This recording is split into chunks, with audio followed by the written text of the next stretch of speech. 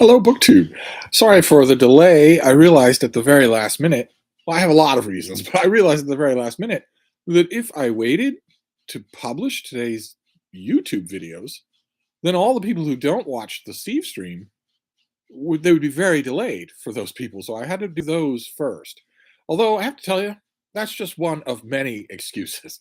When you are doing a live stream on YouTube and you hit the little button that says go live, the an icon spins for a little bit, and then you get a little sign on the screen that says you're live. And I felt like responding by saying, I'm only about half there. I'm only about half alive. Uh, uh, because today has wanted a piece of me big time from almost the very beginning, almost the start of it. I get up and stretch the legs and walk around and check on things and look out windows at the world very early, usually, well, a little bit before dawn, when the sky has started to brighten just a little bit before it starts to pink. I usually get up and do that. I do it very gently so that I don't disturb the bean, who has no interest in getting up in the morning. And excuse me, I was doing that, and out of the blue, I almost tripped and fell. Which is, you young people aren't going to think anything of that, but once you get to 28, it's the end of the world if you trip and fall. Uh, I got back. Frieda and I went on our walk. The walk was wonderful. The morning walk was wonderful. We met a tiny little dog, just about her size, and it was wonderful. There were no fireworks on either side. Usually that's true, but the rest of the day, oh my! And I'm not talking about the usual stuff. Those of you who live in extremely urban areas, you will know that the electronic subway pass card that you have, it doesn't always work. It's not universal. It causes trouble. I'm not talking just about that. I'm talking about everything in the world. Just in the morning, especially, everything was just pulling at me, trying to slow me down. And of course, I had to be in a chair and brilliant for Cedarburg Public Library Radio at noon. I had to be there and ready then for an inaugural event today for on CPL Radio. Instead of talking about a book, we talked about a movie. My host reminded me that the library also has movies and that maybe patrons would want to hear about that, especially if after a while now they've built up a kind of trust in us. And I also noticed that our hated and despised rivals, the Hatfield Public Library, has a YouTube channel and they regularly talk about DVDs. Their library director talks about DVDs with far more personality and likability than Jeff and I have together, but that's not the point. The point is ruthless rivalry. uh, And then just a little while ago, not that this is going this I have a subject and it's clout. But just a little while ago, I was making a savory dish of rice with Condi, my rice maker, and it worked and the plate looked beautiful. I seasoned it. I put steamed broccoli on it. And I was looking at it thinking, what a capper to a day, a delicious meal. And then, just as I was about ready to pick up the plate and bring it into the other room so that I could watch booktube videos while I eat, Condi looked at me and said, now I intend to repair to the long halls of my forebears, and died. My $15 rice cooker from 3 years ago died. That was just a few minutes ago. So, uh, and this Stevestream is 3 minutes old and has 50 people in it, 51 people in it already. So I'm missing a huge amount of the chat. I'm just going to jump in where it is. Oh, look at this. Oh, well, where it is that a whole bunch of you are having little private discussions with KD Books, who is a loser. Isn't that nice? Well, you hardly need me to be here. Hannah's Books, though, thankfully, is not going to start chatting with other people. And Hannah's Books has a question. Hi, Steve. I'm here to know what bag you carried today. Inquiring minds want to know. I actually used my old bag today. I courted disaster. Considering what kind of a day it was, I shouldn't have. But it's about the only thing that didn't go wrong. That bag did not tear apart. Even though by the time I got back here, I had 50 pounds of books inside it. It did not give out. But this was the last batch of errands that I'm going to do for a few days. So I am going to make the switch to some other bag. And I kind of have an idea in mind. By far the strongest bag structurally that I have is a cloth and leather one that I don't like because it has a zipper across the top. It doesn't have a flap to cover the top in inclement weather. And also, I don't like zippers just at all. I don't like the way they feel. I don't like the way they catch things. And in the video that I made about my shoulder bags, I said, well, I don't really think that I want to go to the bother of removing that zipper. The more I look at it, the more I think that with care and patience, I can. And then it would just be a satchel without any kind of an opening fastening at all. It's super strong. It won't. The latches for the shoulder straps there are not only double and triple sewed on big strips of canvas, but they're also bolted with metal bolts. So I don't know. I'll be fiddling around with those bags tomorrow. Not tonight because the day has put me behind. But KD Books, are you just having a fun chat with all of your friends in my live stream? Well, that's great. Yeah, and you're talking about Cormac McCarthy. Cormac McCarthy has killed me off with boredom. Okay, you're crawling back in my good graces by at least talking trash about a dumb author, but still, all comments should be directed at me. Me, not my fugly little dog, me. Jack O'Hara says, lucky being brilliant comes so effortlessly to you, Steve. Well, I don't know about that. Aaron Hook has responded to KD Books. Yeah. Why wouldn't you? It's only my stream. Rena is reading. Thank you for the sensitivity. Says R.I.P. Rest in peace, Condi, my rice cooker. The nerve of a $15 piece of technology that I got in 24 hours, only lasting a few years, and thousands of meals. But it doesn't work. I've tried it a few times. I couldn't do a complete autopsy because I had my imaginary booktube friends waiting, but it isn't going to work anymore.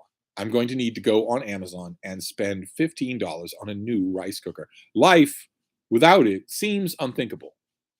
This weekend, I will test that statement by going back to cooking rice in a bowl, in a pan on the stove.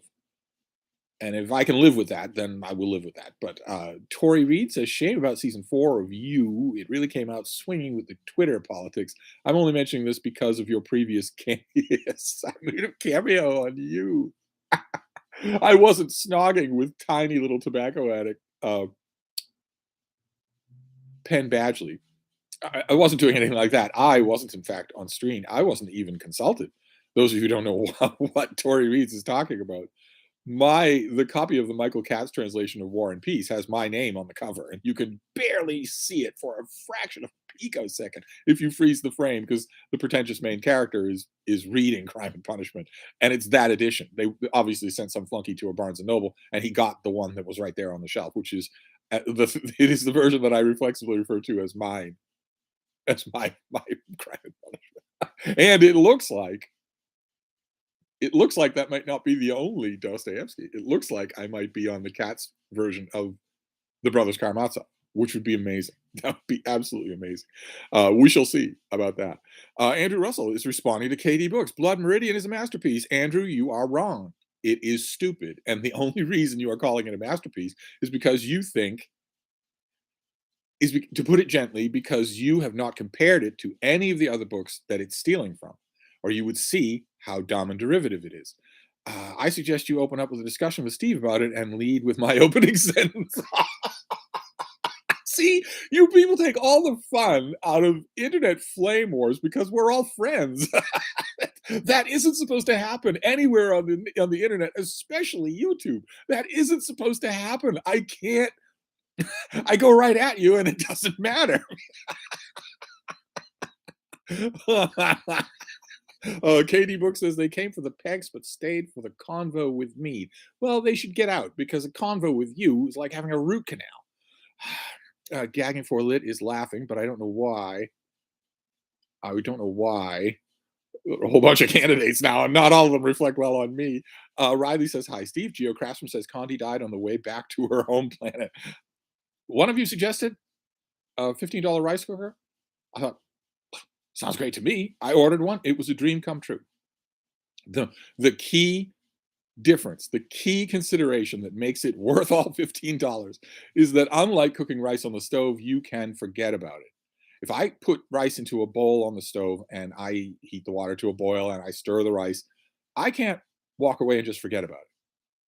If I do, I will come back to the rice ceramically bonded forever to the metal of the bowl, and I will just have to start over. With a rice cooker, all of those elements you can set it and forget it is the line they use, and it's absolutely true. Uh, Orthia NZ says, finished video and the Steve's lovely chest informed me that there was soon to be a live stream, so I waited around. Yes, and I am going to experiment. Uh, in in college in the American Midwest, I developed a sweet tooth for experimentation, and I'm going to experiment with a sexy Steve stream. I think tomorrow, in which I do it hours earlier. I want to see. I have no egotistical little dog in the race here. I'm just curious about the phenomenon. I want to see if the attendance number goes drastically up or drastically down if I do the Steve stream at like 2 in the afternoon Eastern Standard Time. I'm curious to know, will the number go drastically up or down, and will the people in the chat be drastically different? So I think if I can swing it, I'm going to try that this weekend. Uh, Gola Muad'Dib says, "Wow, library feuds, the quietest feuds ever." Yeah, those miserable splitters at the Hatfield Public Library. Imagine them having the nerve to have a YouTube channel and to be good at it. Mm. uh, oh, where did you go? I'm going to keep track of the chat here. Sakari Happonen says, wonder when Library of America will do Cormac McCarthy volume. I'm sure that it will be in my lifetime. In fact, it will probably be the thing that ends my lifetime. I will see that and just keel over. KD Books is talking to someone else. Uh-huh. Talking to someone else. Great. In my live stream. Jack O'Hara says, wonder if you can get your money back on Condi. I wouldn't dream of it. I'm going to try not to reflexively get another one. I'm going to go back to cooking rice on the stove and see, do I need an extra piece of technology, as convenient as it is, or can I just, be a little more mindful? And is that really a hardship if I do? Trish Bogle says, I have only cooked rice on the stove. What's the deal with using a rice cooker? It's it's fantastic. It's a little thing, a little metal thing. You plug it in. You take the little plastic bowl on the inside. You fill it with rice. You fill it with water. You put the bowl. It hangs in there. You close the lid. You hit cook, and you go away, and you do your macrame or whatever.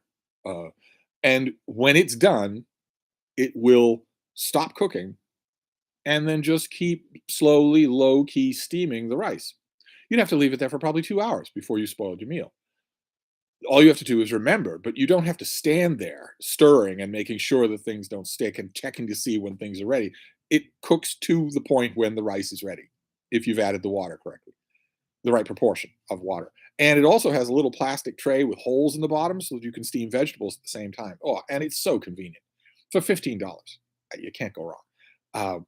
Tori Reed says, I must say, I am thrilled about your new movie segment on CPL Radio. I'm definitely in the camp of not always agreeing with you about movies, but I always love hearing you discuss them. Well, uh, my producer has a film degree from college that he's not using.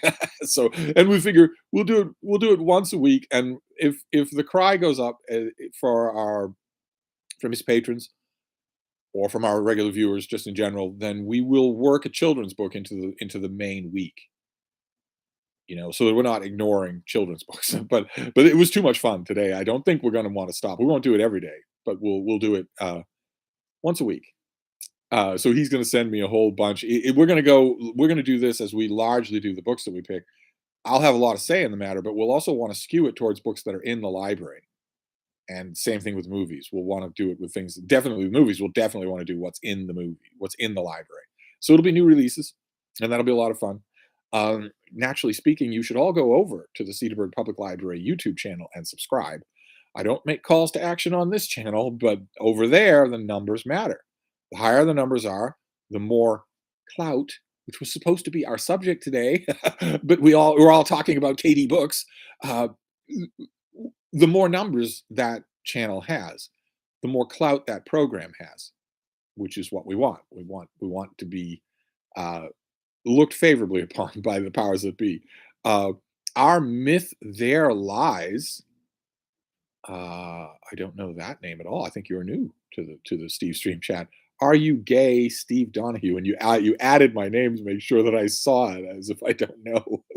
What is the meaning of that word? How narrow and binary that seems. What if I were to say both sexes of 3 species? What would that make me? I don't really know. What would it make you? But I certainly have a lot of love and affection for the gays. uh, let's see here. At least your highlighting of my name makes it easy to find where you are in the chat. Kevin Jan says, I just made rice and beans on a small pot in the kitchen. I just tell Siri to time the rice. Are you trying to taunt me, Kevin JN? Are you trying to imply that you have not obeyed me in this as in all things? You must obey Steve in this as in all things. I am a sexy YouTube influencer. This is a parasocial relationship. So you don't get to pick and choose which of my commands you will obey and which ones you will dismiss. I have repeatedly given you the command that you must not have electronic servants in your house listening to your every word, whether it's Siri or whatever, uh, Amazon or YouTube or Google or whatever it is. Disable all notifications on all of your electronic devices so that they don't ping you to get your attention, and take those listening devices, those electronic valets or whatever, and destroy them. And I don't mean put them in a box and stuff them away in a cabinet. They're still listening. They're still recording information. I mean, take the battery, take the operating system out of it, as much of it as you can. Use a hammer to shatter it into tiny pieces. Pour those into a plastic bag and tie it up tight. Then take the plastic bag full of pieces and the superstructure of the device and throw them in the garbage. It's recording everything you do. It's recording everything you speak. It's recording every change of temperature or sound volume in your home so that it knows when you're all sleeping. It is insane to me that you are holding these devices, that people are holding these devices in their homes. And if you think, well, I don't mind, Amazon knowing that stuff, what good will it do them? What on earth makes you think Amazon is the only one with access to that data? Your data is your currency. This is the 21st century. Your data is your currency. And you are so in answer to your comment, I'm interested that you made rice and beans on the stove, but you should destroy Siri right away. You should destroy any kind of association with any kind of device that you have empowered to spy on you. But anyway, rice cooker or N Paris says rice cookers are really the best. The only one I got at a yard sale years ago is still kicking, though the pot inside is a little worse for wear. All the equipment in mine is perfect. The thing just decided to stop working. It's going to be heartbreaking. If I really do have to get rid of it, I'm going to poke around with it when I have sunlight. But I don't think that's it's nothing that I did wrong. So I'm pretty sure the thing is dead, and it's gonna sting to throw away all that. I won't actually do it. I won't throw away. It comes with a plastic spoon. It comes with that vegetable strainer. It comes with the nice ceramic pot. I won't throw any of those away. They'll be used for all of those things. In fact, the ceramic pot is really good to eat rice out of. So even if I go back to making rice on the stove in a bowl, just in a pan, scooping it out into that pot is still going to be useful. Brenda Knobber says stovetop rice. Set a timer either on the stove itself, the microwave, your phone, a laptop, or some other timekeeping device. Well, I could. Yeah, I could. The whole process of making rice and how delicious it is and how regular it is to have every day uh, is now so inculcated in me because of Condi that I think using it on the stove will be a lot more convenient. I don't think I'll mind at all. Katie Books, I would say earlier would bring more people as the Brits won't be in bed. I find when I live stream, I need to figure out when the Americans aren't in work. When are Americans not working? That's what I have to ask. But I don't know. I'd be interested to see when the difference is, and what kind of, does it drastically change the numbers? I'm terrified that it might make the numbers go up, but also does it change the composition? For instance, we've been doing this for 18 minutes. I still haven't got to my subject, which is Clout. Would I get to my subject any faster if I did it in 2 in the afternoon? J. Scott Phillips says 2 in the afternoon for your Steam stream tomorrow is out. I have an appointment at the barber shop at that time. Well, that means it's out for you, right? But it might, who knows if the number might not be 268 if I did it then. Tori Reed says, I love my rice cooker. I make vegetable fried rice in it all the time. Yes, I did too. Until Condi decided to give in her papers, to drop off the twig. Kevin JN, how is Salman Rushdie's new book? I have 20 people ahead of me at the local library. It's very good, very interesting in a way. It's very interesting. I really enjoyed it. I need to read it again. I don't think I had that I have received yet the finished copy. But I need to read it again. But I enjoyed it. I think it'll be worth the wait. Can't imagine having 20 people ahead of me in a line for a book. I just can't imagine that. I know that's my privilege talking, but I cannot imagine that. Uh, Tiho 1927. I was not planning to read Spare, but your review on the library channel made it sound so interesting. I bought the book. See, that's what we knew. Jeff and I knew that that was going to happen. Even though my review on CPL Radio was a savage pan. I was outright telling readers not to buy it. I was outright telling them they'll be wasting their time, that it will only irritate them. And we both knew that just saying that is just going to make people buy it. Tiho 1927 again. I wonder, do you consider yourself the Judith Krantz or the Barbara Cartland of YouTube? Neither one. They were both popular. I'm a pariah. I'm an outcast. I'm a leper on YouTube. I look at the comments of other channels that I know, channels that I really like, and the comment fields are full of other booktubers who I really like and really know, never leave comments on my own video, never talk about them, never reference them. And they're all in there, each other's comments saying, this is great, this is terrific, you're so funny, I'm so funny, I love your channel, you love my channel. It's all one big hug that excludes Steve. Don't know why. Definitely know it's true. I see it all the time. I see indications of it all the time. So I don't think I'm either one, Judith Krantz or Barbara Cartland. I might be, what was her name? Or what was the name of the author, Debbie Does Dallas, that whole series? It might be that author. Bottle Imp Books, please keep up with the children's books. You two put me on to Who Wet My Pants, and my son loves it. Yes, we will. We absolutely will. I said that point blank in today's video, and yet Jeff's had lots and lots of comments from patrons saying, are you canceling this? And he's been the soul of niceness, as he is. He's not only Midwestern, but a good, well-mannered Jewish boy. But had I been at that information desk, I would have said, well, how much can you enjoy the show if you don't listen to it? As we said many times, that feature is not going away, which is probably why I don't have a job at their information desk. Omnipotent Poobah is responding to Katie Books. Oh, yeah, that's great. That's great. I'm sure it's interesting. Andrew Russell says, Steve-O, where are you? No idea what that's about. I'm right here. Can't you tell? From the wavy black hair, the bee sting lips, the stub nose, the A-frame shoulders, the pillowy pecs.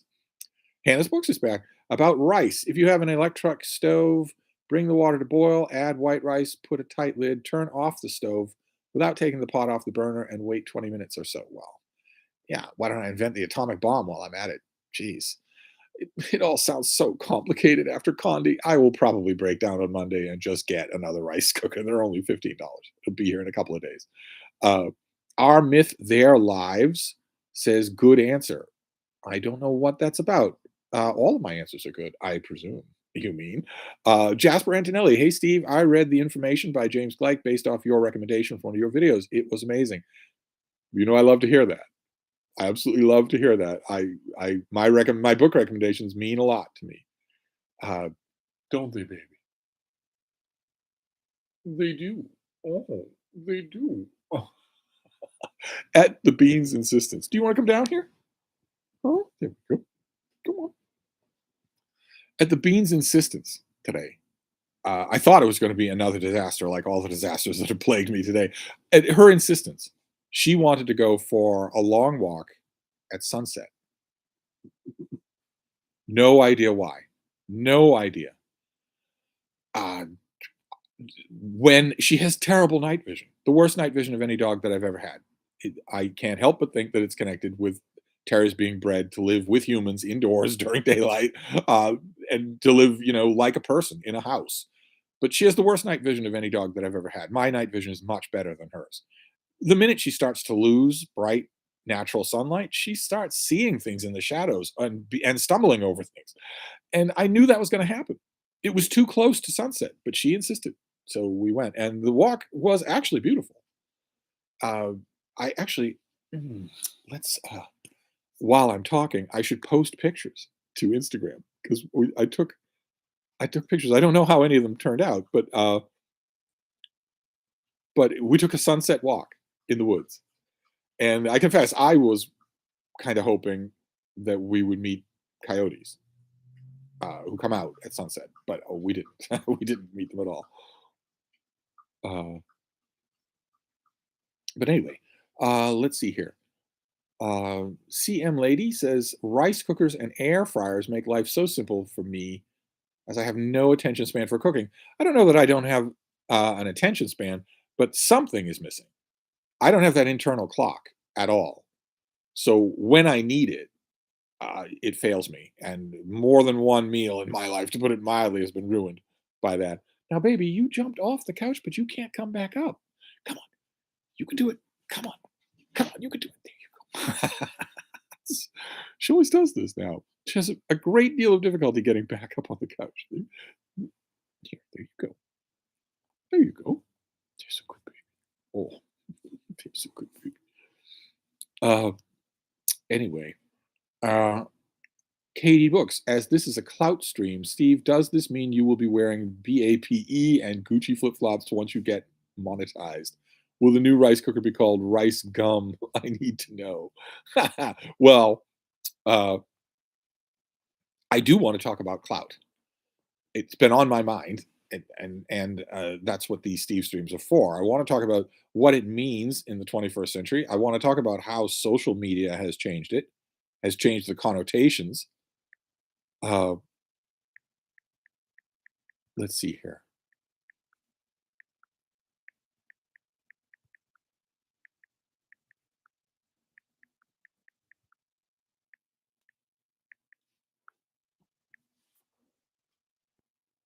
There we go. But the chat hasn't allowed me to do that. Almost 80 people here. The chat has not allowed me to get to my subject or any of the reasons why I've been thinking about it. Hannah's book says, sadly, brown rice isn't quite as easy. Sakari Happenin says, I have a Roomba vacuum cleaner. You shouldn't. You shouldn't have it. You shouldn't have it. Deactivate it so that it is stationary. Open whatever power conduits or doors or batteries or battery latches it has. Pull out whatever is detachable from the device, everything that's detachable from it. Set that stuff aside and smash it into tiny pieces with a hammer. Don't leave it intact. Smash it into tiny pieces with a hammer. Then, if you want to be really sure, also smash the main body of the device to tiny pieces with a hammer. Then take the pieces, pour them into a bag, seal it tightly, and put it in the garbage. And don't look back. You have a device that is constantly recording, mapping, and monitoring every inch of your home. Why on earth would you want that? Get rid of it right away. It's harvesting data, and you have no idea where that data is going. But anyway, Dream in the Garden says, Hi, Steve, just joined. Well, here I am. Dylan M says, the topic of clout makes me think of a question I've had a while. Why did Ben Jonson fall out of favor? He's no Shakespeare, but no one is. Reading Volpone makes me like, he seems like a first-rate playwright. I talk about clout and you think about Ben Jonson. My examples are coming from 500 years later than Ben Jonson. I'm talking about Timothy Chalamet. You're talking about Ben Jonson. Or the NZ, but Steve, how would we get notifications of your sexy Steve streams without notifications? You subscribe to my channel, right? I assume you do. You have the 1,000-mile stare of someone who does. You subscribe to my channel. So just periodically check your subscription feed or note the time. But do not turn on notifications. They are habit forming. You know this already. You know this already. You have been Pavlovian trained. You have Pavlovian trained yourself. That's bad. That's very bad. That's giving up agency of your own will to some other thing. And you know that it's true because when you're on a crowded bus or a subway and you hear a notification ping that you know is coming from someone else's phone, you check your own. That's a Pavlovian response. You have surrendered that part of your volition. Get it back. Get it back. Go to the settings of all of your devices and turn off all notifications, all of them. And also destroy any spy equipment that you have voluntarily installed in your home. I don't understand that at all. Get rid of it. If you are so lazy, such a Wall-E style slug, that it's worth a device bartering all of your personal data so that you don't have to get up and put on music of your own, you need to rethink a lot of things. Get rid of it all. Get rid of it all. Your data is your currency. And right now, you are giving it away to a lot of people who mean you ill. So don't, stop doing it. Stop doing it today. Let's see here. A little bit of ranting there, but we do want to get to the topic of clout. We do want to do that because it of course it connects to YouTube, right? It of course does, because YouTube is part of YouTube is where I would argue where the new idea of clout originated. Omnipotent Poobah wants to know, tell us about Clout. Well, I want to tell you about it, but as is true in all the Steve streams, I also want to ask you about it. But forever and ever, Clout had one meaning, only one meaning. It's it's wonderfully described, wonderfully dramatized in that great scene from Angels in America between Roy Cohn and his doctor, that some of you may remember from the Al Pacino moment. Uh, here, let's see. Let's one more thing here.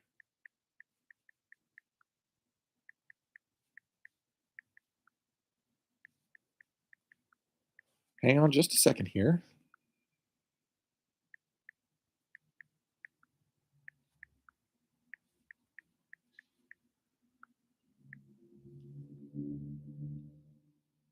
Okay, there we go. Good, good. Uh, and in that scene, and for centuries, it was just influence. It was sway, and it was usually something that the person had worked hard to build up. The person who had the clout had worked hard to build it up. But it has a different connotation now that very much does not have to do with work or with actual reputation. Uh, anyway, 80 people here. Scolger says, since you like rice so much, do you also like beans? Not English like beans, but Mexican like ones. No chili. I love beans. Absolutely do. Aaron Hook, Condi's not dead. She's on strike for 12% raise. No, I think she's dead. I think she's dead. I think I need to get another rice cooker if I want one at all. I think I need to do that. Golem Muad'Dib, some of us Americans still watch YouTube while work, like I'm doing now. Good for you. Andrew Russell is responding to Omnipotent Poobah. Last time I checked, Omnipotent Poobah was not me. Uh, Shoemaker says, "Let's have a group hug with Steve." No, it doesn't. It doesn't work. Even booktubers that I love, even booktubers that I've been endlessly friendly with, nope, nope. The whole of that group that I love so much, they're all in each other's comments every time they post a video. They never leave any comments on my videos. They never tag me. They never include me in everything. Never mention me in anything. I don't know why. I know that it doesn't have anything to do with my behavior, but I don't know why otherwise. But it's so adamantly true that I know I am a leper. I know that I am an outcast. Gagging for lit says Steve is now clout chasing for sympathy. No, but clout chasing is what I wanted to talk about. Because once upon a time, clout, as we understood the term, was not something you could chase, right? You had to build it. You had to buy it or build it or connive to get it or blackmail for it, but you couldn't just run after it. It wasn't this thing that you could get by association. And now in the YouTube parlance of clout, it very much is that. It's very much just who you're seen with, who you're connected with, who can you leech off for internet clout without you being anything or knowing anything. Like, for instance, in a very limited sense, you could say that when we're talking about the old style definition of clout, you could say that I have some clout in the book review world. I've been book reviewing for a long, long time. I'm blurbed on lots and lots of books. I'm out there in lots and lots of aggregator sites, a lot more than most other book reviewers. That is arduously earned. I have worked on that for years and years and years. Same thing with other reviewers, and right on down the line. But then there are the people who haven't done anything. They they they went clout chasing to people who had it for whatever reason in whatever amount in order to siphon off some of it for themselves, and it works. It works. And that's the part that I wanted to talk about.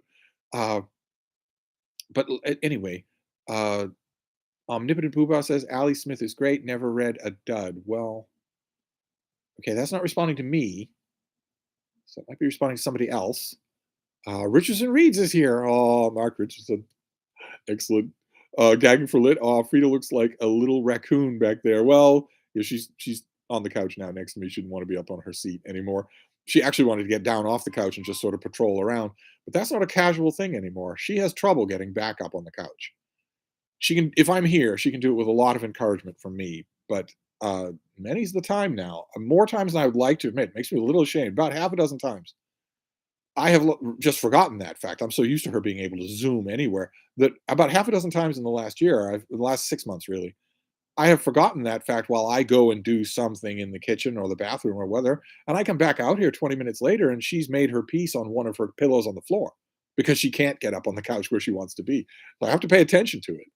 Uh, Kevin JN says, I eat mostly rice, beans, vegetables mixed in the main meal, blue zone type eating, and with just a fresh fruit, total close to 200. So glad I transitioned away from meat. You are describing my eating when I am here with no guests or when I am not somebody else's guest. Day to day, you're describing my eating. Absolutely. Rice, beans, vegetables, and you're done. It's filling, it's delicious, it's good for you. No one dies tortured by it, and you're describing what I eat when aside from mega stuff Oreos. uh, Aaron says, "Good evening, Steve." Good evening. Tracy Gruggett says, "Steve, you recommended the Seep. I read it, but I'm curious what you liked about it." The Seep. I'm drawing a blank on that at the moment. Tori Reed says, Steve, I know you've said that you do not eat meat. Have you ever tried any of those impossible or beyond meats? I'm moving away from the meat, but dislike those personally. I tried a couple that my surly houseboy got, and uh, I liked them fine. They're largely tasteless, but they're extremely expensive. Good way to disincentivize, I would say. So I don't bother anymore. Why would I bother? Why would I bother? I remember perfectly well what cooked meat tastes like. And if I'm somebody's guest, like for instance, Mark Richardson up in Vermont, I, I eat what's put in front of me when I'm a guest. I try to anyway. And if I have a guest over here who's, looking for a great, delicious meal, I won't be persnickety about it. But day to day, why would I bother? A plate of steamed rice with steamed vegetables is absolutely delicious. So uh, I don't really. I tried it a couple of times, but I don't think I would bother with meat substitutes, especially not when they're so expensive. They're twice as expensive as normal meat. Uh, Jasper Antonelli, impossible meat confuses me. Why not just eat tofu or vegetables or anything else? Yeah, I think it's just people that just don't want to let go. That's all. They love the taste and they're thinking, well, I know that there's a taste out there that I really like, so I'm going to keep eating it. Um, uh, Aaron says, I have an air fryer and an instant pot, but not enough counter space for both at once. Oh, Henry wrote my life. Well, they don't take up a lot. How little counter space do you have if that's not? But we were going to talk about Clout, right? Anyway, Andrew Russell, another one who has an unfair share of clout, in my humble opinion, is Donna Tartt. I wasn't even going to talk about literary cult. I was just going to talk about the internet and the ways that you get it and what it means and how it differs from influence and how pernicious that might be. And does it affect booktube? There was a famous example in YouTube drama circles. A lot of you will not know will not know uh, those circles at all, and good for you. You shouldn't. There was a famous example a few years ago. A very good-looking young guy named I am Gage Gomez, uh, latched onto a YouTube beauty influencer named James Charles, and got James Charles to invite him to Coachella, send a plane ticket and a ticket to Coachella, and was photographed with him at the event, and allegedly, talked with James Charles in private about how he was exploring his own sexuality and maybe they could, and maybe there's a future for them. And none of it was true. It looks like the only thing that Gage Gomez wanted was clout. And it worked. It absolutely worked. That's my point about it, is that it always works. And I think that's extremely pernicious. And I wonder if any of that has filtered into booktube. Fit to be read is here. Sorry, I'm late. Wanted to get here after the group hug was over. Fit to be read says, do Roomba have to fool Asimov / Campbell's 3 laws of robotics? No, that's science fiction, my dear. I'm talking about the real world, where your Roomba is gathering data on you 24 hours a day. on every detail of where you are. You do not know the full spectrum of the specs inside that thing. If you do a little snooping around, certainly the manufacturer will never tell you. They're not obliged to either. But if you do a little snooping around, you will find out the staggering amount of information that that thing is collecting about you every day. And you might say, well, so what? So it's collecting information about how much dust I have on the floor. You don't know where that information is going. You don't know what's being extrapolated from it. You should not be giving your currency away. Uh, Omnipotent Pubo, she has such a low profile. She has next to no clout. Uh, I don't know the she that. Donna Tartt. Donna Tartt. Yeah, I don't know how. I wasn't actually thinking about it in literary terms because nobody reads and nobody cares about reading, but except all of us freaks do, but nobody does. If you fill a random room with 100 people will have never read a book after school, nor will they ever think about it or care about it. If there's one person in that room who reads, there'll be a weird, freakish exception. The world doesn't read anymore. They spend a lot of time reading with their eyes, just reading words with their eyes, but it's all on their phone. It's not books. I mean, reading books. I didn't think to talk about literature when I was thinking about this. I was talking about YouTube and wondering whether or not some, even booktubers, have fallen into the habit of chasing clout. And if so, what would that look like? And how would you be able to tell? I think that it's interesting, although it's a little bit touchy. But then again, why would I care how touchy it is since I'm a leper? Uh, Gagging for Lit says the other day I was admiring Donna Tartt's monkey barring between different publishers. I heard she moved to a different one for her latest novel, but that might just be hearsay. Yeah, I don't know.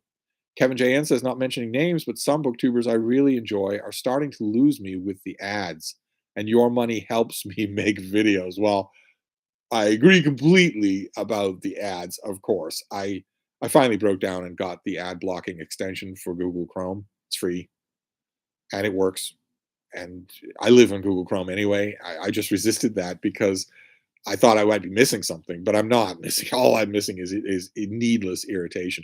But yeah, the justifying line that all of your support helps to make these videos possible, or the videos, the booktubers and also YouTubers who don't say help. They say your donations, the financial stream that I get from this channel makes these videos possible.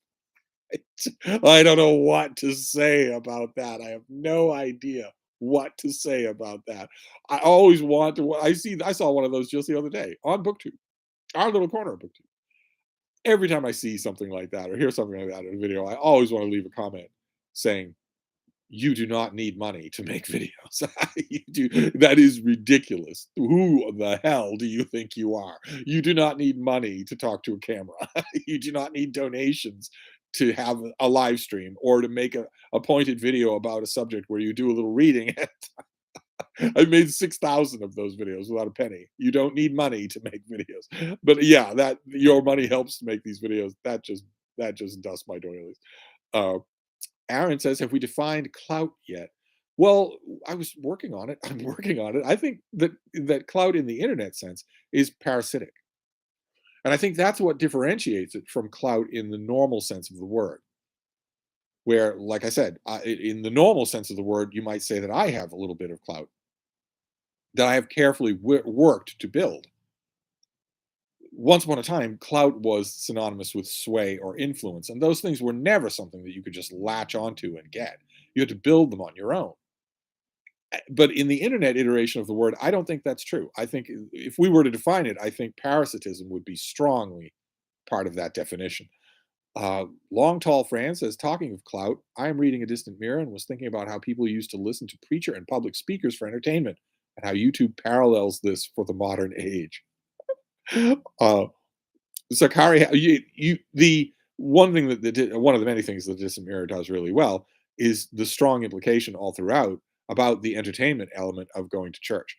A lot of people read old histories of uh, colonial New England, for instance, or England in the 16th century or the 17th century, and they will see descriptions of how people go to church twice a day on Sunday, uh, and honestly wonder what on earth is going on there. What on earth? Why on earth would you do that? And the entertainment factor is strong. Also, clout is strong in the reason that people did that. Sakari Happiness says, but I can't murder my dear Woodhouse with such cruelty? Woodhouse. Who is Woodhouse? I'm not asking you to destroy PG Woodhouse. Uh, where did you go? You bounced away from me, but I'm going to find you. Uh, oh God, help us! How many people are in this chat? Um, I'm going to find. Oh, there we go. Okay. Orthia NZ is laughing. Ha ha ha ha. We don't have subways in NZ, Steve. Well, you know what I mean. Fit to be read. I don't mind watching people's videos if I'm into their work and I see their videos have elements that cost them money. I don't want to watch ads for videos where it's just sitting down and talking. But the people, greed seems to know no difference between those two, right? People, the minute they get the chance of an extra money stream, it doesn't matter if their videos obviously take no extra expense. They still thirst to monetize. Scolger says, since I first got a smartphone, I have all sounds and notifications turned off. It doesn't even have a phone ring. Who talks on the phone anyway? Are we in the Victorian era? Exactly. Richard reads, your smart TV is also spying. Yes, your smart TV is paying attention to you. It's listening to you. It's filming you. Your car is listening to you and filming you. And all of that information that it's harvesting is going somewhere. Don't think for a minute that it's staying safely squarehoused in whatever the manufacturer is. No, they're selling that information, or they're being hacked for it, or have been hacked long since and don't even know it.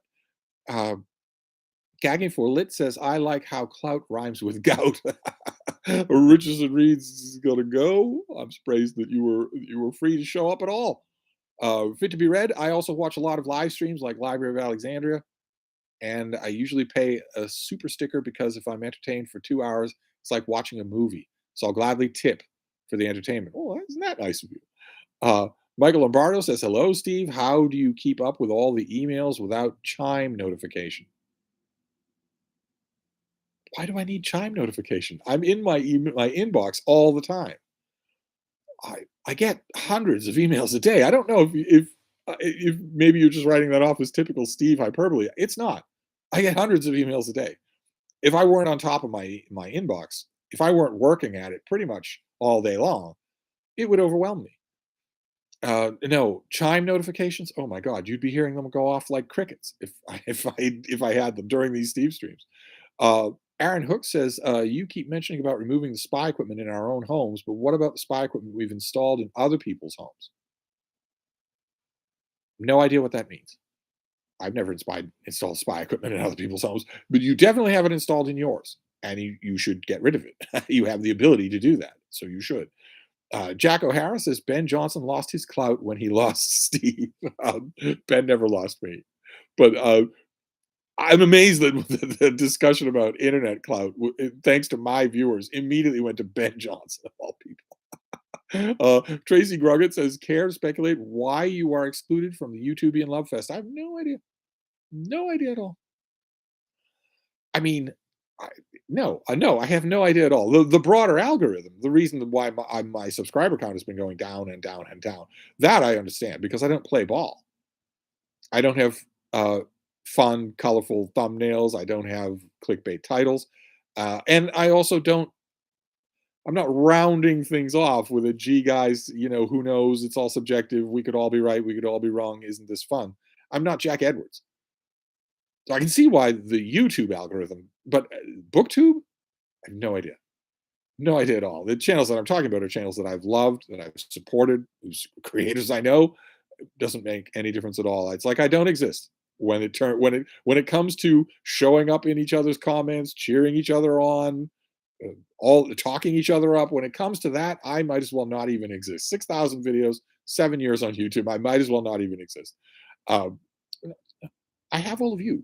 So I'm not complaining, but it's indisputable, absolutely indisputable. Uh, uh, let's see here. Andrew Russell, Jake/Logan Paul have an annoying degree of clout, which is in no way related to talent. They're an excellent example of what I'm talking about. Why is Logan Paul famous? He's worth $70 million. Why? Why is he famous? He's not good at anything. He's not eloquent about anything. He's never done anything except horrible things. It's pure clout. Pure Clout. Same thing. His brother glommed off his Clout to develop Clout of his own. Every single one of their famously aimless incel young male followers in the low gang between 18 and 28 is dreaming every day of siphoning off just a little bit of that clout for themselves. And that's a perfect example of what I'm talking about. The old definition of clout, influence, sway, was earned. What has Logan Paul ever earned? Nothing. Absolutely nothing. Katie Book says, if all this stream is a guise for Steve to clout on us all drinking Prime, then I should applaud this wholly. No, I don't have any internet clout at all. Even my own community shuns me. So, no, I don't have any internet clout at all. But an example on Booktube, if you wanted to come up with one, would be if you somehow got noticed by a gigantic booktuber. You wouldn't do anything any different. You would be doing nothing. The only thing that would have happened to change your standing, if Jack Edwards were to call out KD Books, for instance, your subscriber count would go up by 500,000 people overnight if he did that. If he called you out by name and said, "It's just like a really great channel. I like him so much." If he did something like that, one of his vapid, little enthuse fests on his bed, you would wake up the next morning. You'd have 500,000 more subscribers. You would not have earned that. I'm not saying anything against your channel. I love your channel, but you wouldn't have earned that, and that would be clout. And that's what I was trying to think of the differences between that kind of clout and what every other generation before YouTube thought of as clout.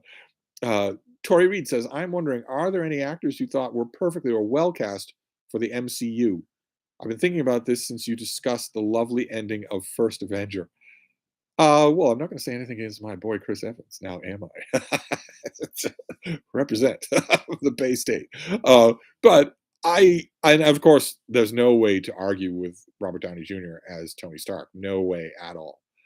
In an ideal mix and match of characters and actors and whatnot, there are a lot of interesting things that I think you could do there.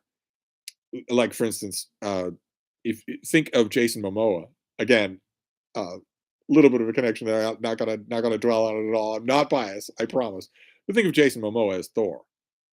He has a solid 1 foot of height on Chris Hemsworth, and the look, the sound, the voice, everything. Think of him as the MCU's Thor. That'd be pretty amazing. that would be pretty amazing. It wouldn't work for Superman. He doesn't have the Boy Scout look anymore. He once upon a time did. He made a lot of good money as a model with Boy Scout look, but he'd be great as Marvel Cinematic Universe Thor.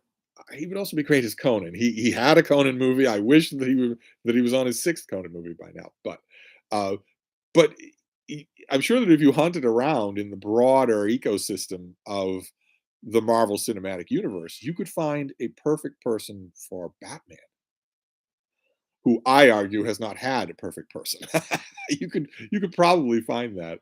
I have a candidate for that, but I don't think anybody would agree with it, especially now when the actor is packing on the cheeseburger fat.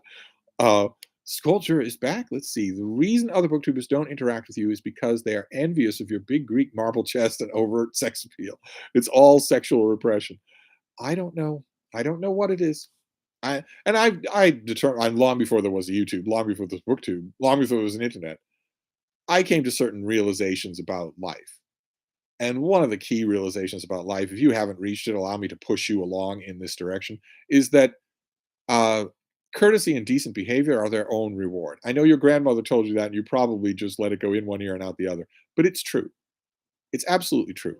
And if that's true, it means that reciprocity doesn't enter into the picture at all. In other words, if you really like someone, it shouldn't matter whether or not they really like you. If you want to support someone, it shouldn't matter that they go out of their way not to support you. It's different if they want to insult you, if they attack you. But if they're indifferent to you, if they just kind of, I don't know, don't have enough subscribers, you're not big enough for me to like, do it anyway. Courtesy is its own reward. So I don't know what it is, but it doesn't bother me to the extent it does bother me, obviously, so I'm talking about it, but it doesn't bother me to the extent of reciprocity of, well, I'll show you. Uh, I don't bother to do that, but it does interest me. And believe it or not, I know you're not going to believe it. Isn't that aspect is not connected with this discussion of clout at all. They're two separate things that just both happen to be YouTube related. Uh, Geo Craftsman says, I believe Andrew Tate got famous because he associated with Jordan Peterson's daughter. Well, first of all, I love the euphemism of associated, but also, okay, I think that given his previous occupation, he was probably well known to most of Jordan Peterson's base. But you're probably right. He might also be another example because of his previous profession, because he was MMA battering away at people with no plan or refinement at all, with no coaches. The referees just look away while you commit assault and battery. Never understood the appeal. I laughed in the face of an MMA fighter who called it a science. I laughed in his face. Uh, it could be that his clout as a, I guess, life guru came from that. That would still be clout in the internet sense of the term, because the two aren't connected. The one doesn't say that you'd be good with the other. Uh, Dylan M says, I'm afraid Logan Paul has recently impressed me. He is a vile person with no talent in the fields that made him famous, but he's taken naturally to professional wrestling. It's very impressive.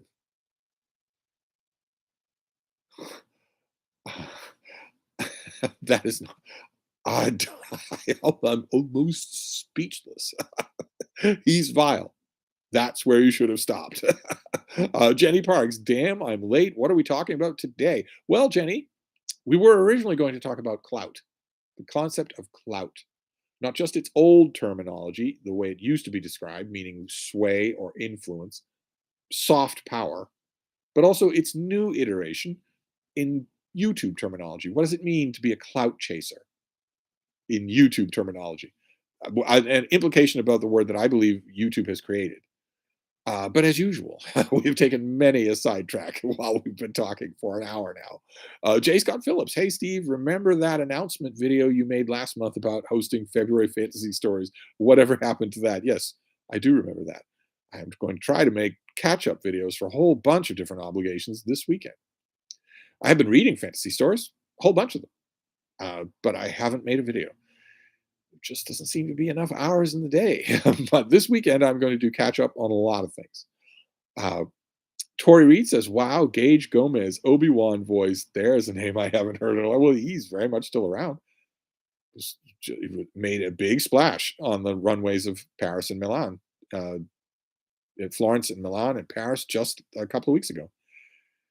Active Instagram feed, millions and millions of followers, tons and tons of monetization. A perfect example of clout chasing that works. And the original origin of that, him lying his face off to a confused gay man, is ancient history. Nobody remembers it anymore. They don't need to remember it anymore. It isn't based on that anymore. He was a prominent figure. He is legitimately gorgeous, but he was a prominent figure in fashion shows. He made the town. He did Instagram pictures and stories for 2 weeks. There's not a designer anywhere in the Western world that wouldn't reach out to him. Not his agency for just whoever, but him specifically. There isn't a designer in the world that wouldn't do that now. I'd be amazed. I think the last time I checked in, he had plans to be a medical student. I'd be amazed if he went through with that. It's the right thing to do because the modeling agency won't stay with you, but I'd be amazed if he did it. I have a feeling that in 2023, he's going to be offered plate loads of money, far more offers than he's ever had before.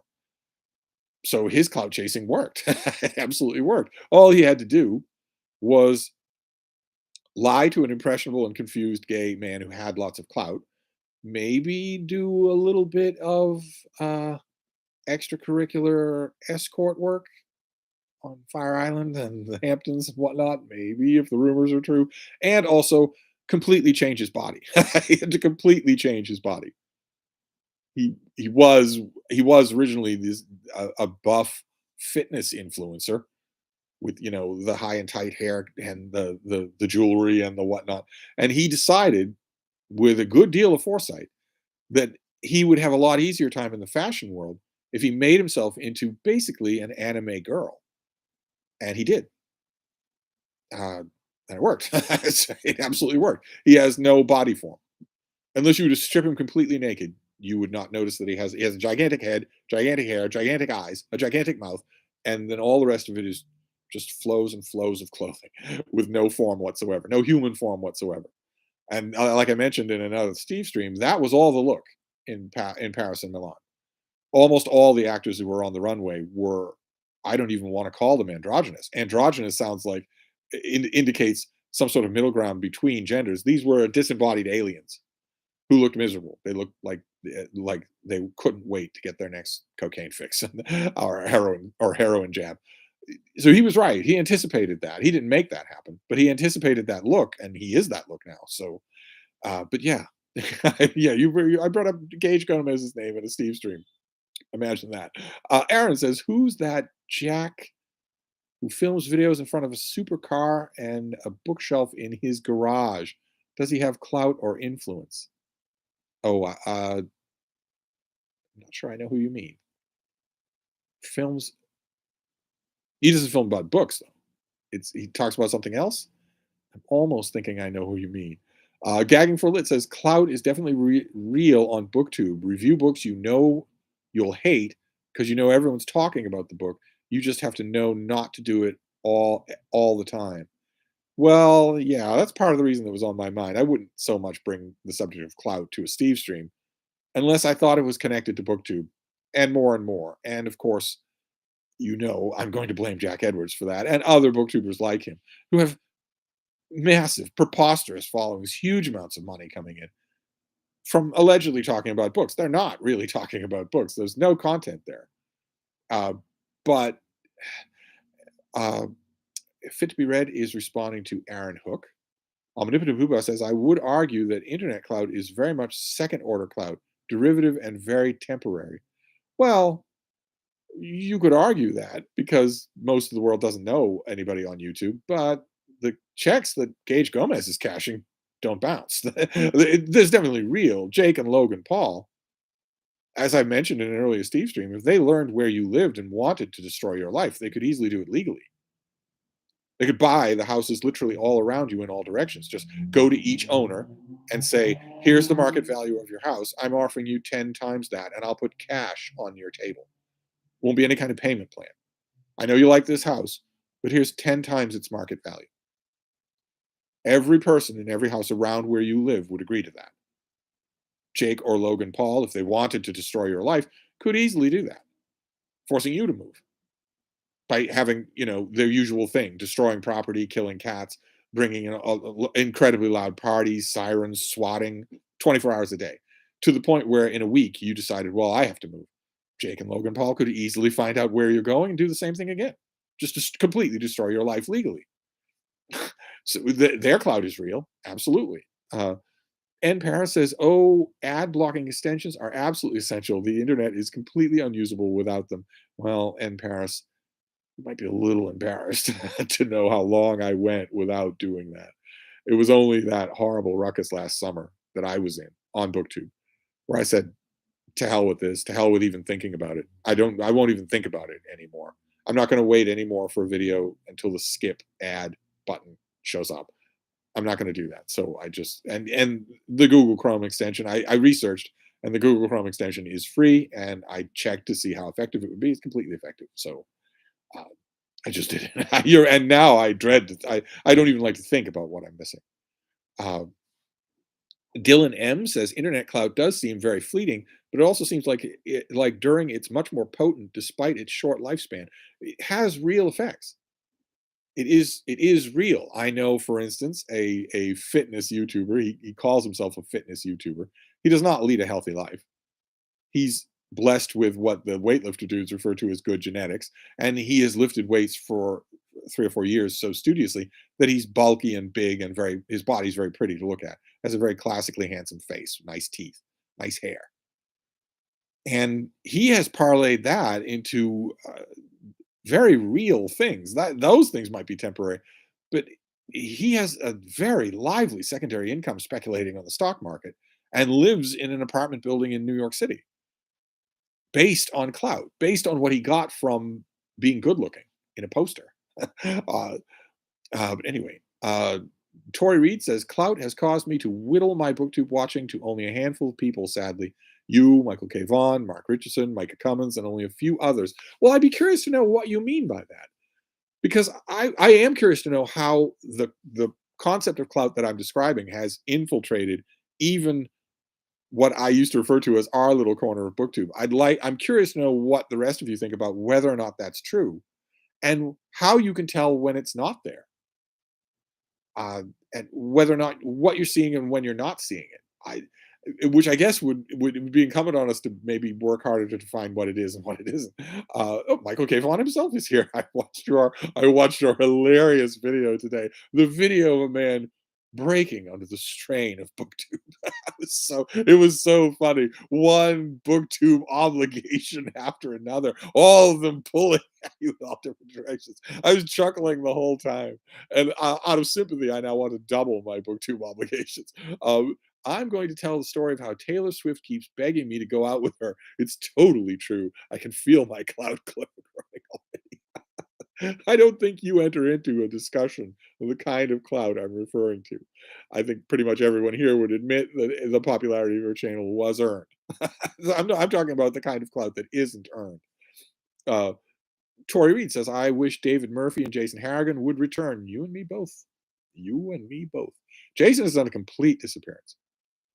Silence on social media, silence on YouTube, silence on Voxer, silence in email. I have to assume that that's voluntary and that he's just decided the only way that I can control this thing is to get rid of it. David Murphy, I have hopes. I have hopes that he can return to BookTube. I can work on him in email or on Voxer or maybe in person. I could maybe work on him in person. You leave it to me. If it can be done, I will do it. Golam Muad'Dib says, yes, destroy all thinking machines, just like the Butlerian Jihad in Dune. Well, it worked out for them, didn't it? Aaron says, speaking of no, but wait, where did you go? You bounced, but I want you back. If I'm going to be having a discussion about clout with you people, I want to see you all. Good Lord, 84 people. How? Aaron says, speaking of nobody reading, in that merger trial, it came out that nobody in publishing knows how publishing makes money. Does everyone just get paid in clout? Yeah, that was a pretty dark day for publishing. They were getting up one after another, getting up and saying, well, it's mostly, our business plan is mostly guesswork and rumors and bandwagon jumping. I could have told you that. But it's true. I often say nobody reads, and people think, well, you're just exaggerating, but nobody does. But we do. And because we love it so much, our world looks like it's full of reading, but the normal world is not full of reading at all. Take any subject that you want: woodworking, model shipbuilding, model trains, home decorating, jacuzzi, custom bathroom fitting, whatever kind of YouTube channel that you want, based on any kind of regular video.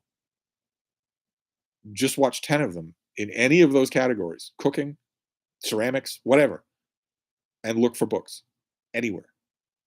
Anywhere. These people take you all over their homes. There are no books. They don't read. They don't even think about it. Uh, Shoemaker says, clout chasing travels by the algorithm. If someone hops on the bandwagon, they will appear on countless start pages. Yes, but it's not just the algorithm. It can happen with people too, right? If well, I mean, Jack Edwards himself, right? To use my bête noir, my demon Smurf. When he was starting his channel, he was openly chasing the clout of naming celebrities and saying, I think they're a genius at recommending books, and then pretending to read everything that they recommend. That was designed to get the attention of at least one of those celebrities and boost his subscriber count by 500,000 overnight. And I think it worked. I think there was a human element in that involved as well. Uh, Trish Bovell, one of my previous favorite channels, has become too polished. I miss the realness and the messiness. It feels like they're trying to get clout. Well, that's what I was wondering about. To what extent do we think this is happening on BookTube? And I figure I'm in a position to ask about it because I'm a leper. No one cares. No one pays any attention to my channel. Well, you people do, but other booktubers, uh, I can basically talk about whatever I want. So I thought I would bring it up. Andrew Russell, I recently watched a video about a young man who started a channel on healthy eating, but then to gain additional subscribers, started mukbangs, eating vast quantities of food on camera. Yes.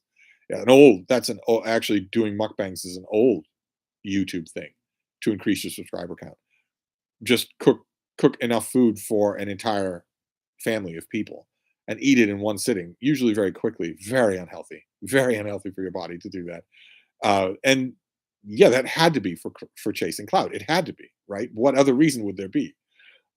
Andrew Russell now weighs over 400 pounds and is slowly killing himself. uh, uh, Shoemaker is responding to Michael K. Vaughn. Dylan M says a lot of industries seem to be like that. Aaron, art dealings, streaming services, etc. Nothing about them seems to make any sense in the material world. A house of cards waiting to come down, perhaps. I don't know that it's going to come down. I think it's going to be strengthened. I think YouTube is going to eventually they're going to cut the wheat from the chaff, and the people who aren't clout chasing will be shown the door. We don't need you here taking up our bandwidth. Oliver Anderson says, "What do you think of the difference between chasing clout and chasing the whims of the algorithm? How would one spot the difference?" In my own opinion, the difference would be that if you're chasing clout, you're chasing it from a person. A person has clout, an algorithm does not. If you're chasing clout, you would be trying to collab with someone who's a much bigger channel than your own, or kissing up to a much bigger channel than your own in the hopes that they say something nice about you, maybe direct some of their followers to you. Whereas the algorithm, chasing the algorithm, I think it's just as soulless a thing. It's just as it'll hollow you out just as fast, but I don't think it's the same thing. I think clout has to come from people. Micah Cummins is here saying, "Good evening." I got off a great one-liner at your expense on one of my videos today. I hope you like it. TO1927, your past stream made me purchase Broadview Press's version of The Monk. Looking forward to reading it.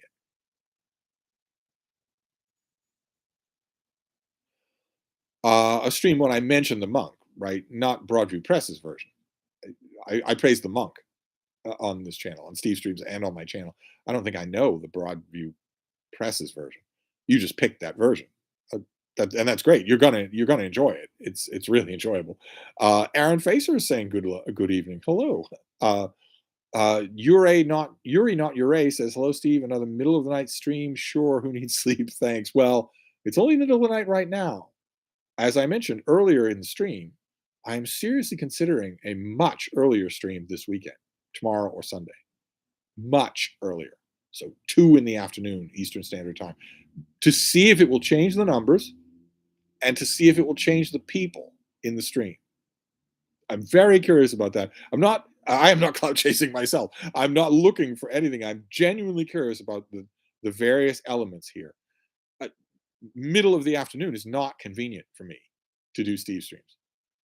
So if I do a Steve stream, let's say tomorrow, 2 in the afternoon, and the numbers are bonkers, are just insane through the roof, where it's 200 or 300 people and tons of comments and whatnot, I'm not clout chasing. That doesn't mean I'm going to keep doing it at 2. 2 is not convenient for me. but I am curious to know if that will happen. I'm curious to know what the differences would be. So you might not have to wait until the middle of the night tomorrow. Shoemaker says, it's amazing. In German booktube, you're mentioned a lot. No. No. Well, that reminds me, it was the last stream that we did. It was 2 days ago. Somebody said that they were at the library, and their nonfiction librarian looked over their shoulder at what they were watching and said, "Ooh, Steve stream," and rushed off to go watch it themselves. I don't know what I've been thinking about that. I don't know what to make of it, but surely not. Surely I'm not mentioned on German booktube. Why would they? Gola Muad'Dib says, if I keep all my notifications off and my ringer on silent. If someone calls me and it's really important, they can leave a message and I'll call back when I'm good and ready. Nobody calls people anymore, though. Just tell them to email. Just tell them to email you. I guess maybe people don't check their email as often as I do. Gagging for lit, the Kardashians are the masters of clout. I was wondering if somebody was going to mention Kardashians. I was wondering if somebody was. I even went so far as to provoke it by saying people who are famous for being nothing, for no reason. And yeah, you're right. They are the absolute masters of clout. Although they did it in the real world. They didn't do it on YouTube. And I was kind of thinking about YouTube. I was for me the go-to example here is Gage Gomez and Coachella. That story just reeks of it. And that story also it illustrates that it works. That process works. There might be a small dedicated cadre of people out there somewhere who will think of you negatively because you did that so transparently. But the most of the world won't. There is no argument to be made that Gage Gomez has hugely benefited materially from doing that, so, from manipulating someone for clout. There's no argument to be made that material benefit is somehow intangible. He has benefited materially from doing that. Thousands and thousands more people knew about him uh, afterwards than knew about him before, and that seems to be it. Uh, uh, let's see here. DeSelby says, "You are the Mary Beard of YouTube, Steve. She didn't fit." uh, well, Gagging for Liz says, "Just constantly pushed out well-marketed content. That's all you need." Some people think not, though. Some people want more. Uh, it, uh, Michael Lombardo says, "So getting back to clout, are we talking about Hollywood, political, social influence? I'm talking about them all. I want to know what it is. And I mean, I already know how corrosively horrible it is for you to have sway over other people for no reason, just because they know your name. Or maybe even worse, because they want that kind of sway over others themselves. They don't care how they get it. They figure if they can absorb it from you, that's all they care about. That's not the same thing as the old kind of influence. I get emails, video, pictures in my email all the time from people proudly showing me a new bookcase in their room and telling me the picture shows me anyway, but they tell me all the books on here are recommendations from you. I realized the other day that I had enough of them to fill a whole bookcase on their own. I did some rearranging. I thought you'd want to see this picture. I've watched that with many other people. How many people have have had a revelation about how it's okay to read trash from watching Ollie's channel? How many people have had a revelation about how much they really enjoy good old fashioned pulpy adventure stories by watching Michael Vaughn's channel? And if you look at photos of their shelves, you will see. But that's genuine interest. That isn't that isn't that some star made an errant reference, never went into it in any depth, and then moved on. Those people have made cases and proven that they know what they're talking about. I'm talking about the kind of clout where that isn't true, where uh, Evil Joshua says maybe it's that the focus of clout shifted from reputation to influence. Yes, yes. And what would the influence be for? What is the influence for? We always use the term influencer, but who are you influencing? What are you influencing? That's where it starts to get very evil for me in ways that, again, I can't help but think about some of the enormous British booktubers, the enormous American booktubers, the ones with millions of subscribers. I can't help but think of the evil kind of influence when I think of that. And Tori Reed says Jason Momoa was the best part of the new Dune, in my opinion. Now he's relegated to bad guy for the new Fast and Furious movies. I'm glad he's getting plenty of work, but I want to see him in better. Yeah, yeah. There's a role out there in comic books. It's never made its way into the public consciousness, so it's not a good fit to be a megastar. It's not a Wolverine or Deadpool, but there is a character that Jay Momoa is in serious consideration for. He's in the DC Comics universe, and he's called Lobo. It would be perfect, absolutely perfect. The art when the artist 10, 15, 20, 30 years ago, when the artist Simon Bisley drew his version of Lobo, it looked like the current day Jason Momoa, even though Jason Momoa at the time was a baby crawling around on a rug. It'd be a really good match, but I don't know. Lobo is a comic book character. He's not a popular imagination character. He's not a pop culture character. But I said the same thing about Deadpool, and then Deadpool took off in the movies by people who'd never seen Deadpool in the comics. So it could be. Lobo is certainly a wonderful character for Momoa to play. That would be great. It's certainly better, more in his range, more in his character than Aquaman. Um, we shall see. We will see. Tracy Gruggett says, I came to you through a YouTuber who said even Steve has not read that. Who's Steve? I thought. A little research, and it was you. Well, at least one YouTuber references you. Be encouraged. Who was this YouTuber? What a scandalous thing for them to say. It's pretty dangerous for any YouTuber to say Steve has not read this. Although there are quite a few books out there I haven't read. But I don't know. I don't think somebody earlier in the chat mentioned that I'm mentioned all the time on German booktube. I just don't see that at all. Why would it happen everywhere except in my own community where I'm constantly calling out channels and bucking them up and praising them and talking about them on my own channel? Why would it happen everywhere except the place where I most want it to happen? Jack O'Hara, who is your Batman actor? Well, Jack, you'd have to bear with me here. You can't throw crockery. You can't resist it right away. You got to bear with me here. Think about what body sculpting can do. Think about what makeup can do. Think about putting this actor on a treadmill for 6 days a week and maybe cutting down on the rare steak, heavy influence in marbled fat. Chris Pratt. Chris Pratt is my idea. Uh, I think you could shape him into a really, really good Batman. Better than any Batman that we've had. Certainly better than the Batman that we're stuck with for the next 10 movies. It'll never happen, but I don't think it's impossible. Gola Muad'Dib, Jason Momoa is a great Conan. Too bad the movie wasn't good. Well, there we disagree. We agree partly, Gola Muad'Dib, because he was a great Conan. But the movie was also really good. The movie wasn't bad. It didn't catch on with the public. And it's always a temptation in retrospect to say, well, that must mean it wasn't good. But I've been waiting my whole life for a good Conan movie, believe you me. I was biting my tongue for probably 20 years with those Schwarzenegger travesties. I hated them. They were dumb. Everybody loved them, and Dude Bros still quote from them. So to see the Jay Momoa movie of a responsible version of Conan, a fairly good version of Conan, I was very happy about that. The movie was better than people give it credit, but it didn't take off, and that's a shame. That's a real shame. Jenny Park says, I enjoyed Conan. It was fun. Yeah. Bing Lamb says, Chapters Indigo, the major bookstore retailer in Canada, suffered a cyber attack a few days ago and is still down. My copy of A Distant Mirror is in limbo. Oh, no. What about your credit card information? Never mind A Distant Mirror. What about... That's terrible. That must be millions of people whose information is compromised. Cyber attacks are everywhere. Absolutely everywhere. That's why you need to at least beef up your security. If you're not using any internet security at all, you are wandering around in Central Park at night in your bare feet. You would never do that. You would take basic precautions. I know virtually nobody who takes any basic precautions on the internet. No even basic security measures. I'd be willing to bet most people in this chat don't take any security measures at all. And that's just crazy. Especially since the malware attacks, the cyber attacks, are almost always automated.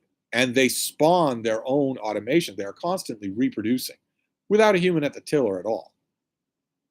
Sooner or later, that's going to catch everybody. Bruce Fuqua says, last week marked the 100th anniversary of James Dickey's birth. His reputation has declined considerably since his death. What is your take on Dickey's worth? I don't think it's any good.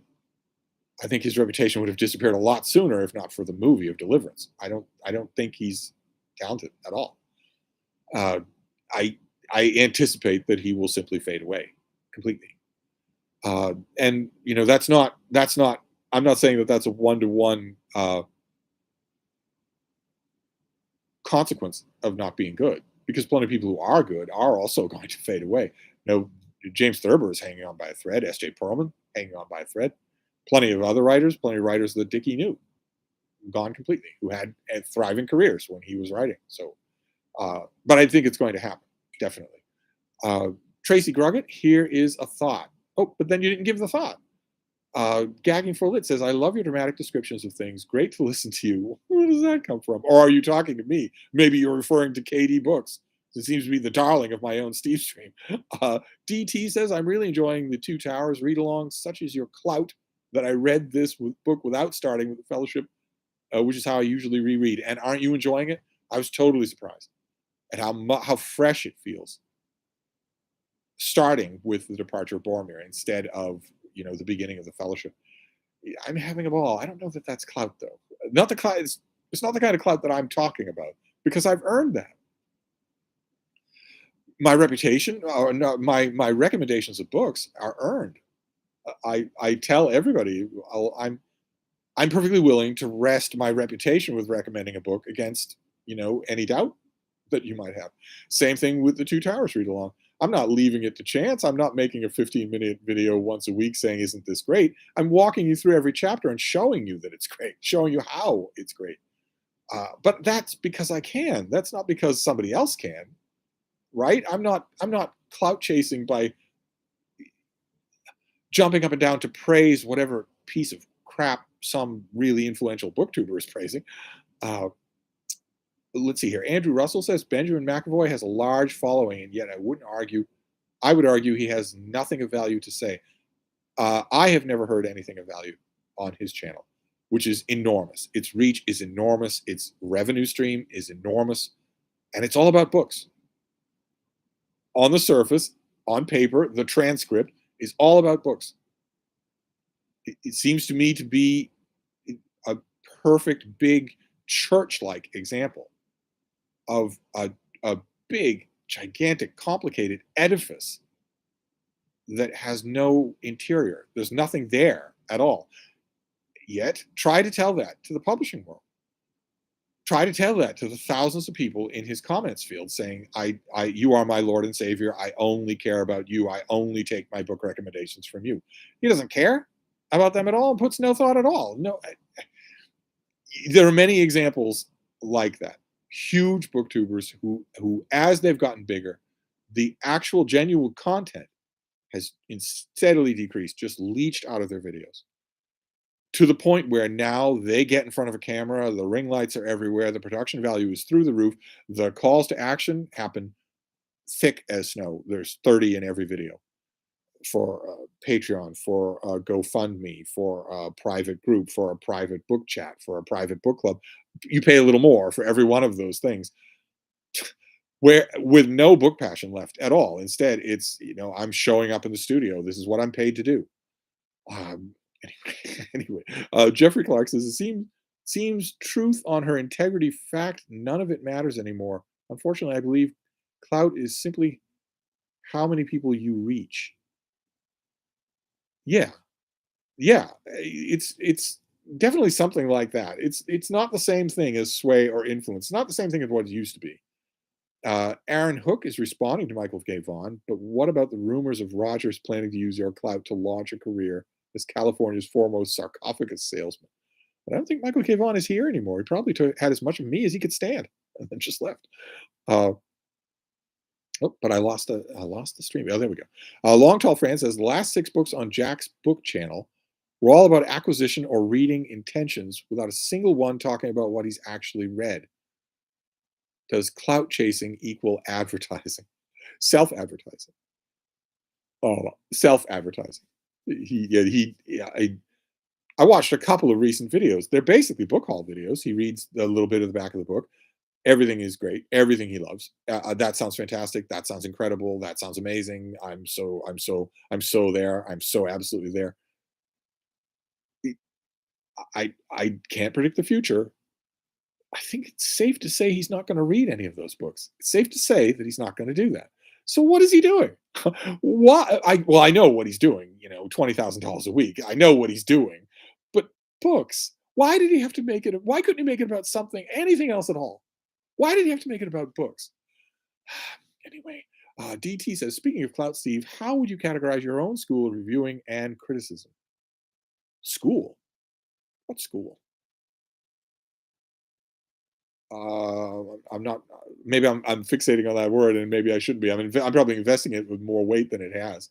But my own style of reviewing, if that's what you mean, isn't particularly widespread in the reviewing world. Let's just put it that way, very diplomatically. Let's put it that way.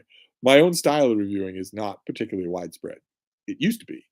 Daily newspaper reviewers used to write reviews like I do, where you're just blasting through the books, and if it pleases you, you praise it, and if it's dumb, you'll smash it to pieces, and then you'll move on to the next book. I haven't done quite as much of that in 2023 as I originally wanted to, for the best reason in the world, which is that I'm getting more and more people to write for Open Letters Review. They got to go up sometime. I should I should have the courage of my own convictions when it comes to my view of that website, my literary journal, Open Letters Review. I should have the courage of my own convictions. I always say, this is not Open Letters Monthly. This is not a magazine with a monthly refresh table of contents. I'm not expecting anyone to come to Open Letters Review. I'm expecting it to go to them. I'm expecting that I will put a link to my review in their feed. I will put a link to my review in their, in Goodreads where they can find it if they look for it. And I'm expecting that all the writers who write for Open Letters are doing the same thing. So if that's true, if the actual website is not anything I'm expecting anyone to bookmark and visit on a regular basis, then there's no reason why 2 reviews can't go up on the same day. So I really should get that idea out of my mind. No matter how many, I'm happy to have all these extra people writing for Open Letters, but uh, I really should get that idea out of my mind and just run reviews of mine whenever I want. It doesn't matter because it's not website centric. It's uh, hot link. It's linking centric. It's outward, not people coming to me. Uh, Gagging for Lit says, I think you can tell when someone's clout chasing from how often they talk about buzzy book titles and how much detail they talk about them. Yes. Andrew Russell, what is the currency of clout, i.e., what buys clout? Is it something ephemeral or short lived? Or is there a tangible something that is common among those who possess online clout?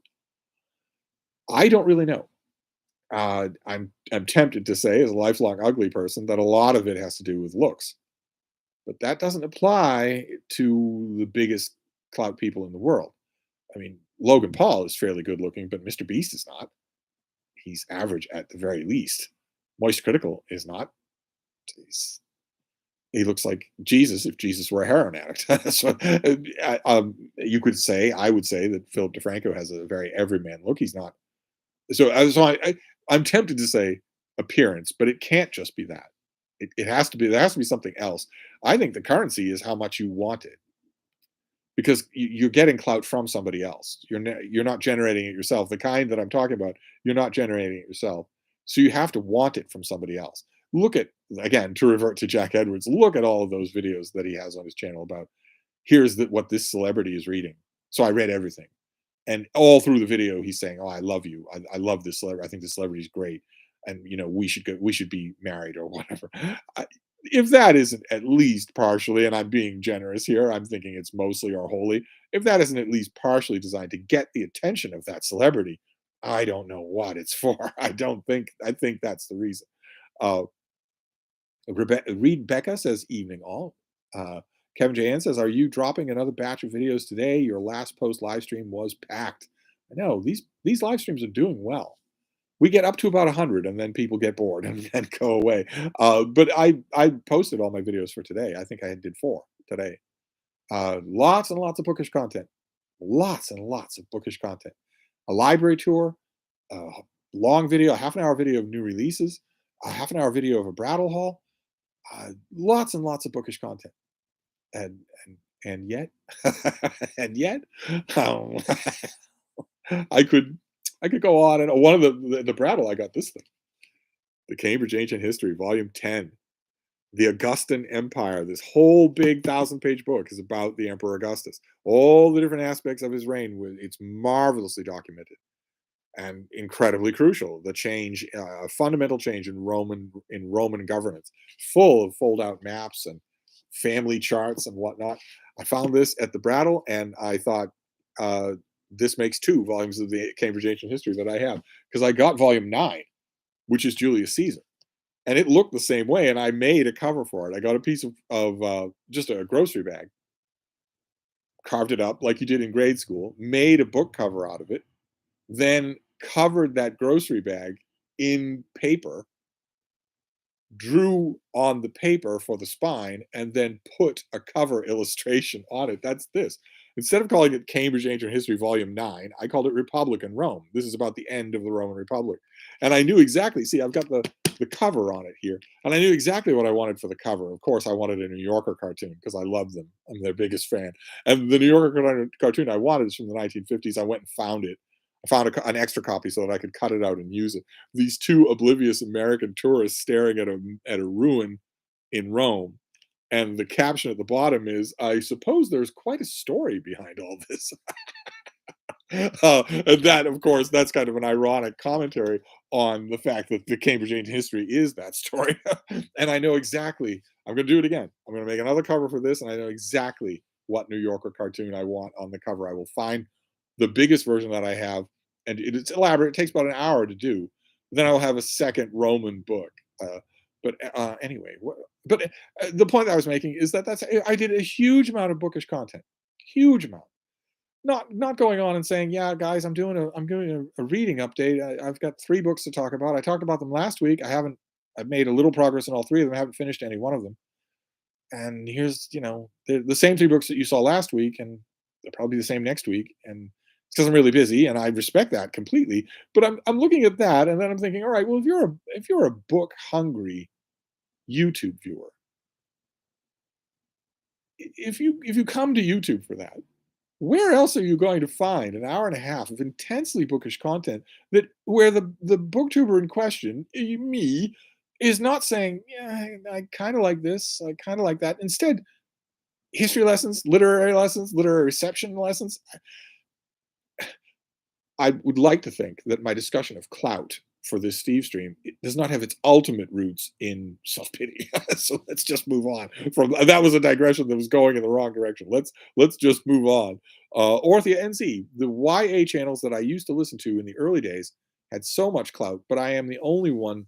Am I the only one who finds them now cliquish and eye roll boring? Your channel introduced me to something authentic. Yeah, I thought they were cliquish and eye roll boring from the beginning.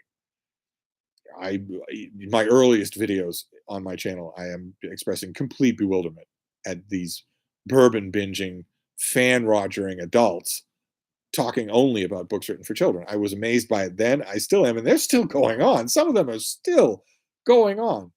Just these horrible, stiff, necrotic machines just going on, and they haven't read a book in years. They have a revenue stream. It's a check every month. So Sue's Bookner, good evening, said in a Bela Lugosi accent. Jenny Parks, if I have notice, I'll always try to make it. It's almost half 12 and worth the lack of sleep. Well, that's very nice of you to say. But I'm curious to know what the different makeup will be if we do this at 2 in the afternoon. And if I'm not doing errands, I'm not doing errands tomorrow. I did a ton of errands today, and they were almost the death of me. And also, on the weekend, I don't have CPL radio. I don't have to be, ready when my producer is in the booth. I don't have to do that on the weekend. Tomorrow, there are things I have to do, writing obligations that I have to do, and of course the bean. But I could do a Stevestream at 2 and just move those parts around. I don't plan on going to sleep tonight, for instance. I got plenty of sleep this morning, so I could work tonight. I could do those writing assignments that I have on the schedule for tomorrow. I could do them tonight in the wee small hours when it's just me and the raccoons walking up and down the street. So that tomorrow the deck is completely clear except for reading and the bean. If I were to do that, and I easily can, then I could do a Stevestream at 2 and see if it makes a fundamental difference. Is it 30 people? Or is it 300 people? Is it the same people? I'd be curious to know. Has nothing to do with clout chasing at all.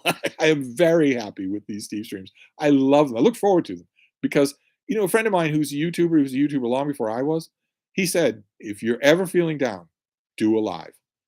And I thought, oh, you're just saying that because you make $600 in every live stream. People are super chatting you the whole thing. And he said, nope, nope. I felt this way before I added super chat.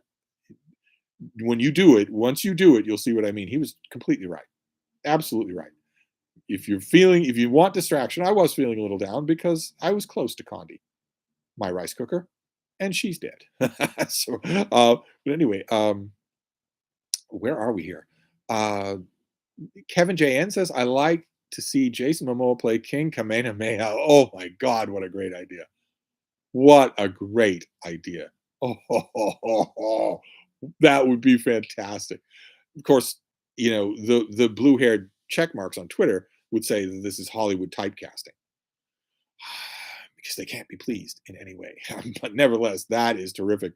Good luck, though. A big historical biopic, their day is over. They're gone. The Marvel Cinematic Universe destroyed them. So I don't think we will see them back again. Uh, let's see here. Laverne Hodge says, I would love to see Chris Pratt as Batman. I believe it would work. I believe it would work. It wouldn't work right now. Chris Pratt is fat right now, and he's intensely blonde, and that would have to change. And if you dangle enough cocaine money in front of him, that could change. That's what Hollywood personal trainers are for. And I think if you look at some of his acting, even in Guardians of the Galaxy, you can sometimes see it when he wants to be that kind of dead-eyed intense that you need for Batman, something that Robert Pattinson cannot do. He cannot do it at all. Chris Pratt can do that, but it's never going to happen. Instead, we're stuck with a guy who weighs 98 pounds, soaking wet with rocks in his pockets. Um, uh, Orthienzi also agrees about Chris Pratt. Great. Schumacher says, a prophet is not without honor except in his hometown, among his relatives and his own household. Well, I like the level of the equation, but I don't understand it. I genuinely don't.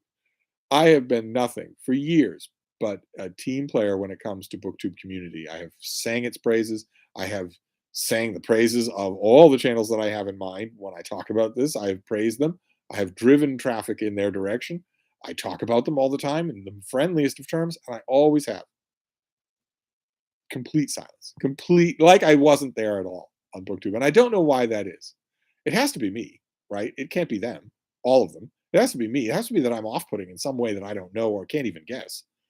Anyway, Jason Carmichael says, hi, Steve. Love your channel. What are some of your favorite short stories? Well, I was wondering how long it would take. It took us an hour and 40 minutes. I was wondering how long it would take us to get to a question that cannot be answered in a live stream. Of course, that is one of them, just the same as if somebody would come on and say, hey, what are your thoughts about Tolstoy? that doesn't work at all. There have been quite a few short stories that have been written in the history of humankind. And I don't keep a list of my top 3 or 4 favorites at all. So there's no way that I could even approach the question. Why I live at the PO? Eudora Welty, I could say that. A good man is hard to find, but I could make it would take me a long time to make a list, and it would take a lot of pulling books off shelves and considering lots of stuff I don't have, lots of stuff that's not in English. It's not an off the cuff Stevestream question. Uh, Gandhi Angle says, excellent interview with Salman Rushdie in the New Yorker magazine. Your thoughts? I gave my thoughts on that yesterday. Did you not watch? Very interesting. Probably watched Jack Edwards. Yeah. I thought it was an excellent piece. I thought it was really, really good. It's Remnick at his best. That's sometimes he's not. Sometimes he's phoning things in. I thought this was him at his best. Jenny Park says, haha, the Royal Mail here in UK had a cyber incident, and now we can't ship internationally unless you want to pay a fortune using a private courier. They're going to get more and more common. They spawn themselves. It's not like some kid in a basement in Ukraine is saying, now I will do, the Royal Mail. It's that a malware has been released and it is generating other malwares that then release on their own and eventually grow in complexity, draw energy, and create malware of their own. Uh, let's see here. Michael Lombardo says, Steve, if it's any consolation, your name was mentioned during the Friday stream earlier prior to debate about how many pairs of clean underwear one should have.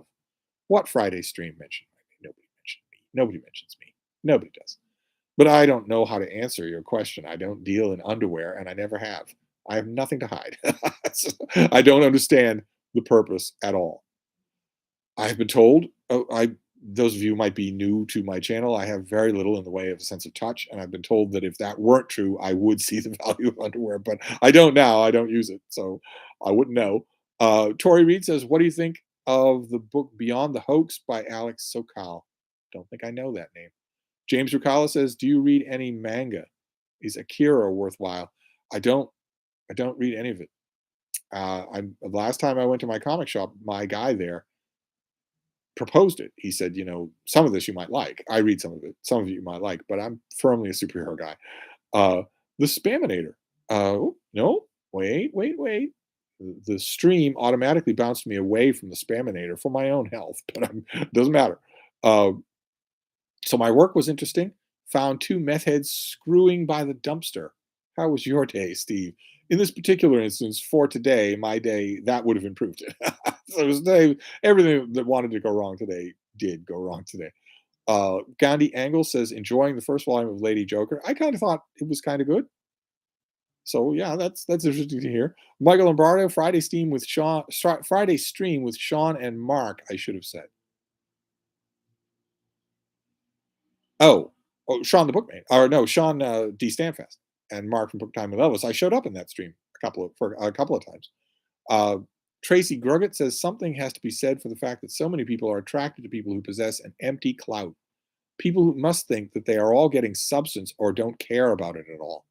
Well, the getting substance part I think is really interesting because I believe that the YouTube version of Clout very much has to do with the whole idea of a parasocial relationship, which is a concept that's been around since the 50s. But YouTube has weaponized it. YouTube has made it real. And I believe it has to do with that. Because in the stereotypical definition of a parasocial relationship, the person at one end of the equation, of one end of the relationship, genuinely feels that they're getting a lot out of it. And the person at the other end does not. They don't even know that the connection exists. That seems it seems very close to some element of internet clout that I'm trying to get at here. I think it's connected to parasocial relationships in some real fundamental way. Uh, DT says, Steve, in your view, does the short story form require any separate skill from novel writing? How so? Yeah, compression, which is really hard to do. It's really, really hard to do it effectively. Because ideally, a short story should be a big story. It should just be in a very little form. That takes a lot of work to do well, to do effectively. Novelists get to indulge themselves. Uh, Reed Becca says that seems true of most things that grow in influence. It has to be diluted endlessly in actual content to appeal to most, and not actually saying anything that might make anyone disagree.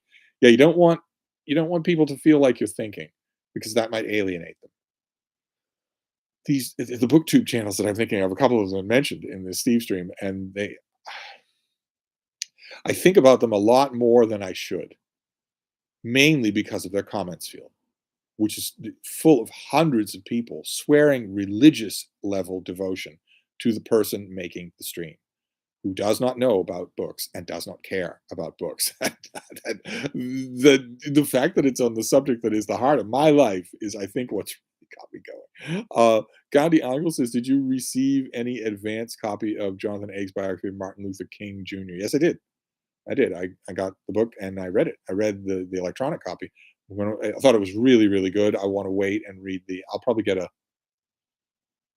don't I have a paperback, an ARC? I read everything on the Kindle, so I think I have a paperback ARC of that, but I have a PDF of it either way. And when I get the finished copy, I will really bear down on and read it again.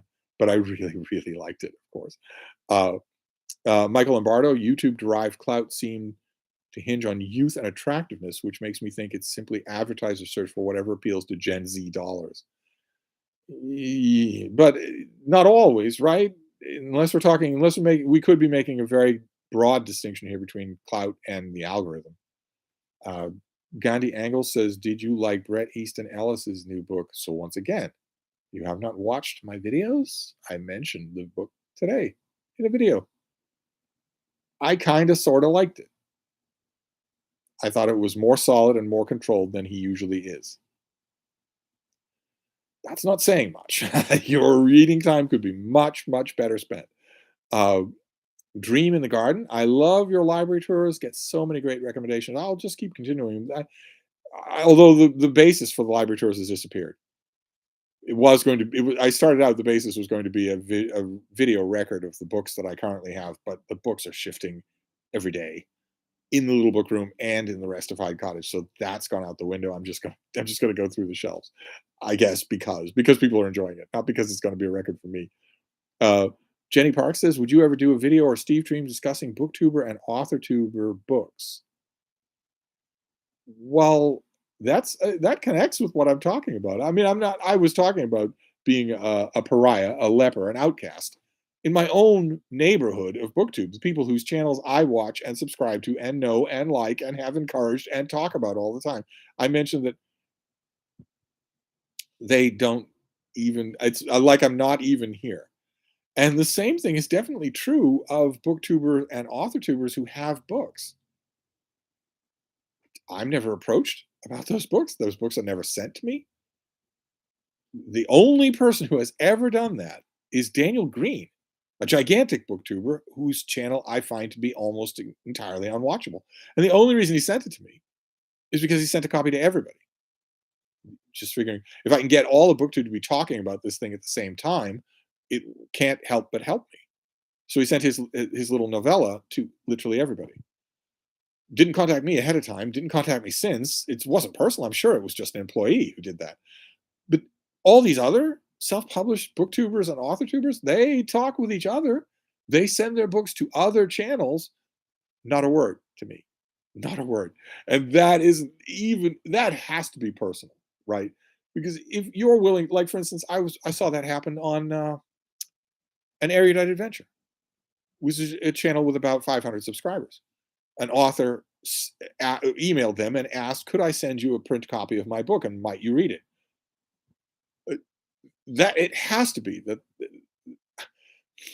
an element of that has to be personal, because if you're doing that in order to get out the good word of mouth, a review, something, exposure of some kind about your book, you would send it to someone who's going to show it on his channel before he reads it, then maybe talk about it after he does it. It never happens. Not once in 6 years. It doesn't happen. Daniel Green is the only one, and I'm sure it was just an employee who did that off a mailing list. So I don't know that am I completely wrong to think that that is an exponent of what I'm talking about. It's an exponent of the outcast nature that I'm talking about. About time in 2022 and 2023 that I just fess up and admit it, but I don't have to like it. Gola Muad'Dib says, "Did you have a video on your favorite history books?" I doubt it. I doubt that. I don't know off the top of my head, but we're closing in on 6,000 videos. I don't know off the top of my head, but I don't think I've ever done a history starter kit. It would be I would have to go time period by time period. I don't think I would do one just for all of history. Gagging for Lit says that self-made cover is so cute. Isn't it good? Isn't it good? It's nice and solid, and it's exactly the cover that I want. It exists on no other volume. It's the one that I want. It's got a New Yorker cartoon on it, which I love, and I already know exactly what I'm going to do with this one. I just have to set aside the time. That's all. To make a cover, you have to make an underlying cover. Then you have to put a cover over that you can. It has to be brighter paper because you've got to do your artwork on that ahead of time. Can't do that when it's on the book. This thing, for instance, this piece of white paper, before I put anything else on it, and before I covered it in any kind of plastic, I had this piece of white paper on a table, and I put little pencil marks on where this was so that I wouldn't spill over on either side, and then I drew this, tested it out, and drew this to make sure that it fit a Roman column there, and then Republic and Rome. That I had to do that before I put that back on the book. I'm gonna have to do the same thing with this. So it's an hour of work, and I just need to set aside time and do that. That's all. Tori Reed says, "Could you make a video making the cover for that Cambridge history? I would certainly want to see it." Well, it'd be a long video, unless I guess maybe I could break it up somehow. Maybe do the preliminary work, or make 2 videos about it. I know exactly. Maybe I will do that. That would be fun to do. To do that together. That would be fun. Danielle Bluegrass Reader says, "I'm looking forward to all your March Mystery Madness videos." Yes, I meant to make a video today, but I saw Elizabeth's video announcing it, and that's terrific. I feel a little guilty because all the hosts are on Discord, and I can't make head or tail out of Discord. It seems to me to be designed for aphasic, spastic teenagers.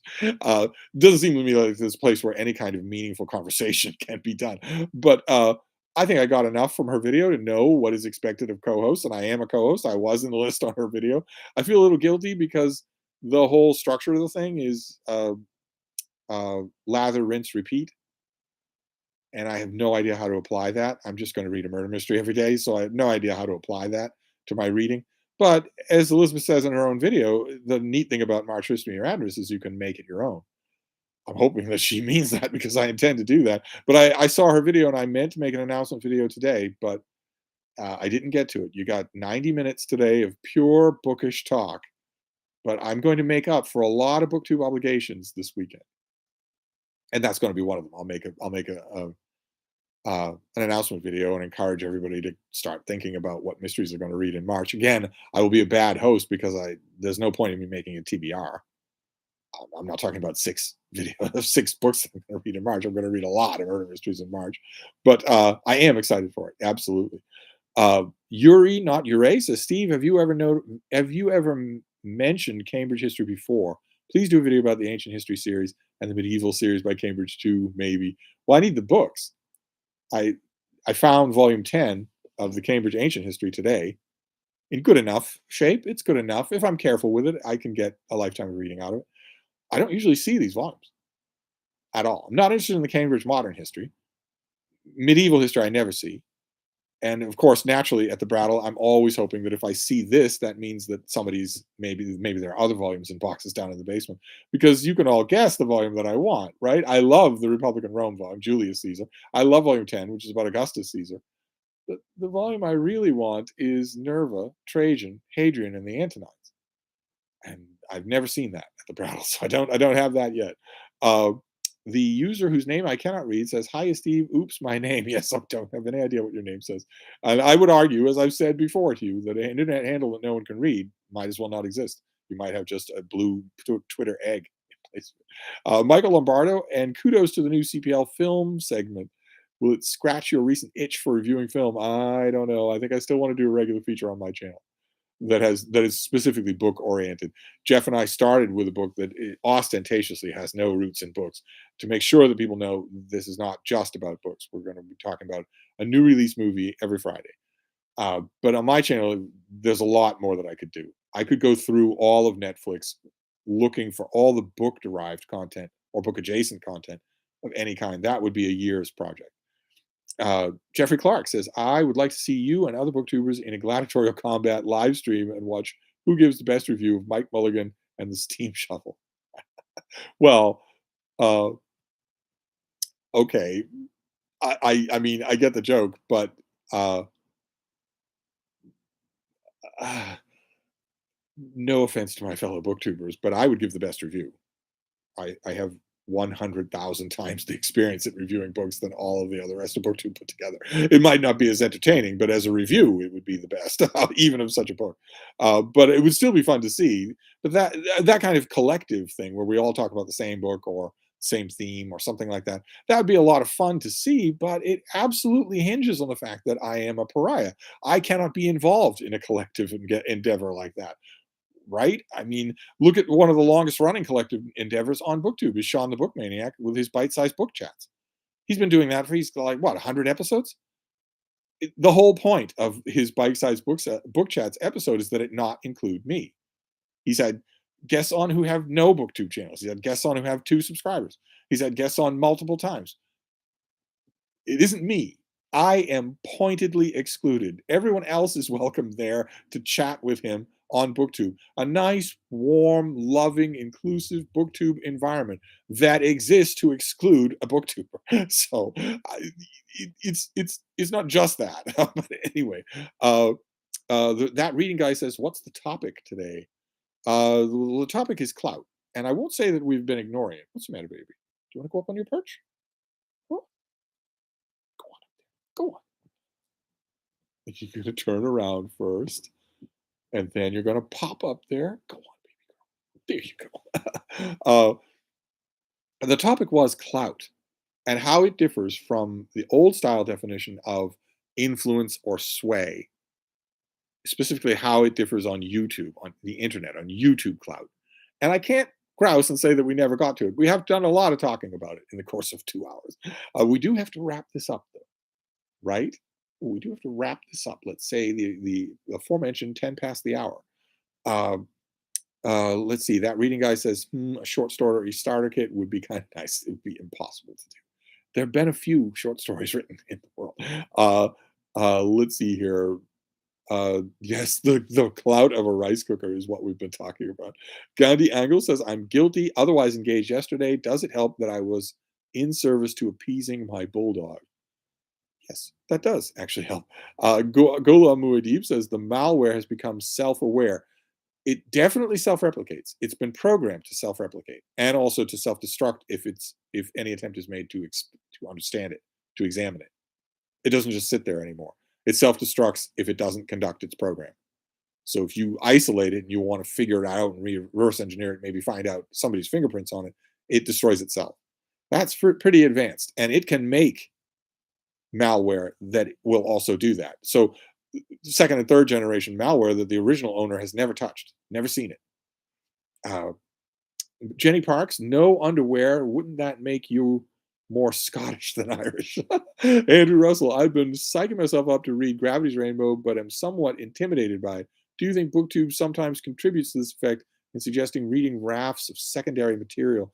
A lot of Booktubers do. You'll never catch me doing it. You are sufficient. You are sufficient for the task. There was no secondary material for Gravity's Rainbow when it came out, and all of us read it in that little brown paperback. Um, yeah, but YouTube does. I mean, YouTube, especially the specialists, they love to do that. They love to go into huge amounts of detail. So that if you watched a video of theirs on Gravity's Rainbow or the recognitions or whatever, you would come out of it thinking, okay, well, no matter what, I can't read that book. That's not true. It's absolutely not true. It's not true with Gravity's Rainbow. It's not true with the recognitions. It's not true with the Bible. Lisa Garrity, the CPL was good. Not everything went wrong, though I am still waiting for the review of the air fryer. Yes, a number of people have already emailed Jeff saying the joke that we told in that episode is that next week we're going to review the air fryer that you can rent from the library. I love it. I love that people are loving it. I'm really hoping the channel gets to 1,000 subscribers. It's odd, the kind of Jekyll and Hyde attitude that I have. I want for that channel everything that I don't want for my own, because real world contingencies are relying on that channel. It's not just us having fun with viewers, it's that Jeff has to sell that idea to his bosses. And once his bosses are on board, it would be really nice if he could sell that idea to some sort of syndication among Midwestern libraries, so that our reach is much bigger. So we're on their podcast streams or their websites or their dedicated pages or whatnot. And in order for any of that to happen, he needs numbers. If we had a big channel with good viewership and we could monetize that channel, that money would be going to the Friends of the CPL library, and suddenly the library board would be noticing that there's something very real happening here and it's not small. That would help him out a lot. That's totally different than what I say for my own channel, but we had a blast today. Absolutely. We're going to take the weekend off. We'll be back on Monday. 3 or 4 books and another movie. Let's see here. Richard Reese says, good God, this is still on. Yikes, BS, but we're wrapping it up. It is still going on. 2 hours, about as long as Stevestreams usually go. This is so much fun. So much. We get up around 90 or 100 people and we just don't go down from there. That is just so much fun. But we are wrapping things up because Steve has things to do. Not much, but still. Jack O'Hara, I can't get over how through a single marriage, Chris Pratt became a Schwarzenegger and a Kennedy. Yes, yes. And also, well, uh, you don't need that rant. Kane Loxan J Dog, there's a name I don't know. Good night, sir. How many languages can you read and speak? Again with this question. None, not even English. TT says, since you're a fan of MK Vaughn, would you consider the major pulps to be better written on average than fiction today? No, they're atrociously written. And in his saner moments, Michael will agree with that. Let's not fall into that habit, right? It's still months until Garb August, but let's be on our guard against saying that things we like must be good. Ollie has a small tendency in that direction himself. It must be adamantly resisted. The fact that we have a successful event about garbage, the fact that we enjoy reading garbage, does not mean garbage is not garbage. Okay, we have to guard against that. Shoemaker says, you say our religious devotion to Pope Steve is faulty? No, not at all. No, it's just it isn't shared at all. It isn't shared widely at all. Golamu Adib, I finally picked up a Kindle Paperwhite this week. Loving it so far. Well, Mark Richardson was just here. He got a Paperwhite, and he's loving it. There's nothing not to love. Some stupid hidebound idea of what a real reader is about, how a real reader will be able to smell the books, and there'll be the crack of leather, and there'll be the pages, and you won't have these doohickeys that you have to plug in and whatnot. People that take that line, people have taken that line with me for 8 years. People that take that line with me, the first hurdle that they have to cross is to look me in the face and say, I'm not a real reader. Never had anyone do that. Never had anyone feel confident to do that. And I love these things. So there goes that objection. Although I have to point out, Michael K. Vaughan got one of these, a denim blue uh, entry level Kindle, the modern, the latest one, light as a feather, power button on the bottom, two custom made two towers cover there. The screen has a recessed bevel, so it's not flat like the Paperwhite, uh, which actually helps. For me, it actually helps. I hardly ever accidentally activate this thing. Whereas with the Paperwhite, you're touching the screen when you pick it up. Whereas this, you have a border that you can grab. Uh, Michael K. Vaughan showed this. He said that it was watching Criminology that made him get one. Criminology just recently did a video in which he got one of these, self-evidently, just openly confessing that he doesn't need it. He has plenty of other e-readers. So do I. And I was in the exact same position months before him. I could not resist getting this, and I'm glad I did. It's the one that I use. So now everybody is going to feel. Everyone, all the clout chasers out there are going to want to get one of these in denim blue. uh, let's see here.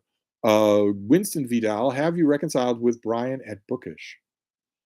The Spaminator says, taking off my supervillain mask, I don't come here for clout. I come here because you're a genuine person with thoughts of your own, and I respect that. We have different opinions, but you're real. Real people are that rare. Oh, that almost makes me forgive you for your fiendish plot to destroy Grand Central Station. I am real. Thank you very much. It does have its appeal. Absolutely. Aaron Hook says, I used to watch Daniel Green, but I went off him due to his Twitter politics and then gave up when he carried water for Amazon over the Wheel of Time show. Yeah, he didn't cover himself with glory talking about the Wheel of Time, especially given the huge number of videos that he'd made about the Robert Jordan books before that series came out. It was pretty obvious what was going on. I, I find his channel literally unwatchable, just literally. And yet he has what, hundreds of thousands of people that hang on his every word. I wouldn't do a live stream like this if you put a loaded rifle to his face. It wouldn't do it. Anyway, Orthia NZ says, I'll send you a book, Steve. I'm not a booktuber, but I will send you a copy of my book once it's published. We are getting closer now. Very exciting. I bet you won't, though. Well, maybe you will because you're in this stream, but it's amazing to me how many people don't. It's amazing to me how convincing the feeling is sometimes for me that I am booktubing in a vacuum when it comes to the celebrated booktube community. Not when it comes to my imaginary booktube friends. You're always there, and you send me pictures of the books you're reading with pets in the picture. I know that a lot of you out there would be there for me as I would be there for you. It's not a parasocial relationship. It's actually just a friendship. I know that's true. So maybe it's venal or silly or shallow of me to think about the other part, the part that very dramatically isn't there, which is the booktube community that everybody talks about in the booktube newbie tech, that where I might as well not exist. My videos might as well not exist. No one in that community watches them, comments on them, comments about them. No one. They might as well not happen. They don't happen for booktube. Of course, I don't make them for booktube, but nevertheless, some friends that I have are on booktube. They make their own videos. I think that's unavoidably noticeable, and it's weird. Except that a person earlier in the chat said that my name comes up often on German booktube. Who knew? Who knew? Jenny Parks, maybe everyone is afraid of you. I know I would be. You tear apart their poor babies. I don't think anyone could be afraid of me. I don't think you are either, honestly. You've seen how much fun I poke at myself and how much fun I poke at all the rest of you. This is a fun channel. There's nothing here to be afraid of. Gandhi Angle says that cover is perfect. Yes, I have another one. I have one ready for this volume. I know exactly what I want it to be. It's going to take a bit of work. It needs a cover, then an overcover, and the overcover is light and requires that I draw on it. I'll have to measure it out, map it against the book, measure out the space of the spine so that I know exactly where I am, then measure out the cover. And here on this old volume, I did Republican Rome and a little illustration, and then the New Yorker cover on the front. You can see already what's missing, right? So the next one will be more advanced. It'll take longer, but I'll be more grateful that I do it. Still do the same cover arrangement, still do the same spine arrangement, but the cover, the front cover, will have the title. It won't just be on the spine, it will be on the front cover. The illustration from the New Yorker that I pick will have to be smaller. And I'm going to put fake blurbs on the back. I know, the ultimate dorky thing. I'm going to put fake blurbs on the back. Just the whole 9 yards. Instead of this was a trial run, and I really like it. The next one's gonna be even more elaborate. Oh, the Spaminator. When I was in the hospital thinking I might die with COVID pneumonia, all I could do was read. Your videos helped me through that difficult time. Fake people are abhorrent to me. Well, I'm glad you got through that time. Fake people are awful. Absolutely, I agree. Sue's book note, Frieda has clout. She's back up on her perch. You would say that of all people. It's just Frieda does have clout. Certainly in our neighborhood, she does. Jenny Parks, Frieda has the most clout. I guess that's the consensus. Winston Vidal says, well, to be fair, you have pointedly offended some booktubers in your videos by calling out their content. Yeah, but not the booktubers I'm talking about. Yeah, the fake, the frauds, the shills, the grifters. I don't have any problem in calling them out. They've been calling me Satan incarnate for 7 years for no reason whatsoever. They tell each other, they inculcate new members. Hey, hope you enjoy booktube. Oh, by the way, there's this one guy, he's evil. Tell everybody you know, and don't interact with him at all. If he says something nice on a video of yours, block him or don't respond. So I'll look at a new booktuber who I can see is thanking an older booktuber for the inspiration to start their channel. I'll leave a comment on 6 videos. Every comment will get a response except mine, because they've been told that don't associate with this guy in any way, or we'll drop you. That's how deep our friendship goes. Uh, uh, but I'm not talking about that. I'm talking about the booktubers that I've never called out, that I've never offended in any way, that I've praised and helped and joined and talked about in a friendly way. I'm talking about them. There, I'm absent completely. I'm not there at all. And I don't know why. I really don't. I don't think it has anything to do with fear. I don't know what it is. Samantha Baker, what's with the thumbnails? What thumbnail would you be referring to, Samantha? Matt Sheridan, hi Steve, and hi chat. Happy Friday. Yes, but you're here, but we're leaving. We're wrapping up this live stream. It's supposed to be 10 past the hour. Been going for 2 hours now. We're going to gradually wrap this up. Jeffrey Clark, you may be a pariah because everyone else is scared of your powers. No, you are the best, most knowledgeable booktuber that I've ever watched. So keep being a pariah. That's what makes you awesome. Well, I'm not going to change anything that I do. But I look at the comments of fields of other videos. I mean, I did it today, and I think, boy, wouldn't that be nice? If the booktubers that I'm anyway, I don't think anyone's scared of me. I don't think it's fear. That's come up a couple of times now. I don't think it's that. Whatever it is, I don't think it's that. Uh, Kevin JN says, really enjoyed reading Dante's comedy with the Canto videos by Tom L.A. Books. Thanks for highlighting his channel. Yes, that is a brilliant permanent resource on Booktube. Is those videos. You can go back to them over and over again. Jenny Park says, I should visit this library if I ever visit the U.S. What library? What libraries come up today? Boston Public Library? Matt Sheridan says, Steve, I'm just curious. You said that you don't like George Washington. How come? Let me list the ways. He was an odious person. He was an incompetent bungler on the battlefield. He was a slave owner and a slave raper. What more do you need? There's nothing nice about him at all. Nothing good about him at all. Except that when he had the ability to take control of the country and become a military dictator, he didn't do it. Got to give credit where credit's due. Matt Sheridan says there's no clout like Frieda clout. Yes, and she doesn't even know. My baby doesn't even know. Michael Lombardo says, on your wrap-up call, I will say good night. Good reading, everybody. Yes, we are wrapping things up. We are wrapping things up. This is the wrap-up hand gesture, which is not to be confused with the tentacle gesture. The Spaminator, that supposed Grand Central Station plot was baseless rumor, and all the evidence has gone away. So there, well, where did the evidence go? Gandhi Angles, I get what happened on the way to the forum vibes from the cover. Yes, I know exactly what the next. Can't wait to start with the next one. I will wait for a while because I've got other stuff to do. That reading guy, how's the STD book club going? We're getting a video this weekend. I hope you're all enjoying the book. Hope you're still continuing to enjoy the book. And the fact that Lizzie Faye Loves Books made her announcement video for March Mystery Madness today makes me think that probably this weekend I should make an announcement of what March's book will be for the Steve Tiberius Donahue Book Club. I'll think about that, but I think I should probably do that. And I'll make an update video for the club this weekend. I'm gonna make it right with all of my booktube obligations this weekend, or I'm gonna die trying. uh, let's see here. Emma Doobie Reading is here at long last. I just popped an edible. Oh, what? I lost and sat down to find a fresh Stevestream. I really won this weekend already. But this Stevestream is wrapping up. We are wrapping up this Stevestream. We're not staying for long. Jenny Parks. Oops, I should have specified CPL. Oh, the Seabury Public Library. I've never been there. Uh, you'd want to come to the Boston Public Library before you go there. I've heard that it's a dump full of losers. uh, Good night, Steve. Yes, that's what we should be saying. We should be saying good night, Steve. That reading guy. What is the best way to make your dog comfortable and happy?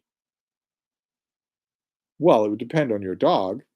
Uh, nice and calm. No sudden monkey movements. Humans love to make sudden monkey movements. Don't do that around your dog.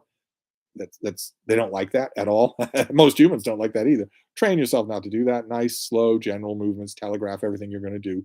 Telegraph it verbally. Telegraph it physically. Make sure that you're not surprising your dog. That gets on people's nerves and can create a complex in your dog. Make sure, of course, they're comfortable, happy, fed, physically fit, all that sort of thing. A wash, an open channel of unconditional love at all times. That will do it. Those things will do it. And notice none of those things uh, are status oriented, which is why if you pass a homeless person on the street who has a dog, that dog is happy. They only need that. They don't need, the latest toys or whatever. Uh, let's see here. Lydia Joy says, good night from California. Winston Vidal says, bye, everyone. Happy reading. Jenny Park says, almost 1:30. Time for bed. I agree. It's time to wrap up this Steve stream, which has been wonderful as always. We were at 90 people the whole time, and we got a lot of talk done. I've got a lot of thinking to do about Clout. That's really, I knew that bouncing an idea off a few people would be really interesting, and it was. And of course, we went down a whole bunch of other avenues as well, as we always do. So, yes, we'll wrap this up. Those of you who have not paid scrupulous church like attention to my channel on Booktube, plenty of videos for you to watch. 4 new videos today. And then the weekend, when I am going to make right on a whole bunch of Booktube obligations. I'm going to try to. I'm going to see if I can do the whole list of them in one day. That would be great. But anyway, I'm going to wrap this up. Thank you all for helping me to think about things. That is wonderful. We will do this again, maybe tomorrow in the afternoon. See how that changes things. Will that change things? Will the number be the same? I bet it isn't. I bet the number's much lower. And will the people be the same? Very interested to see. I might try it tomorrow. If not, I will do it Sunday. Anyway, I'm going to wrap this up for now. But I'll be back. Thank you, Booktube.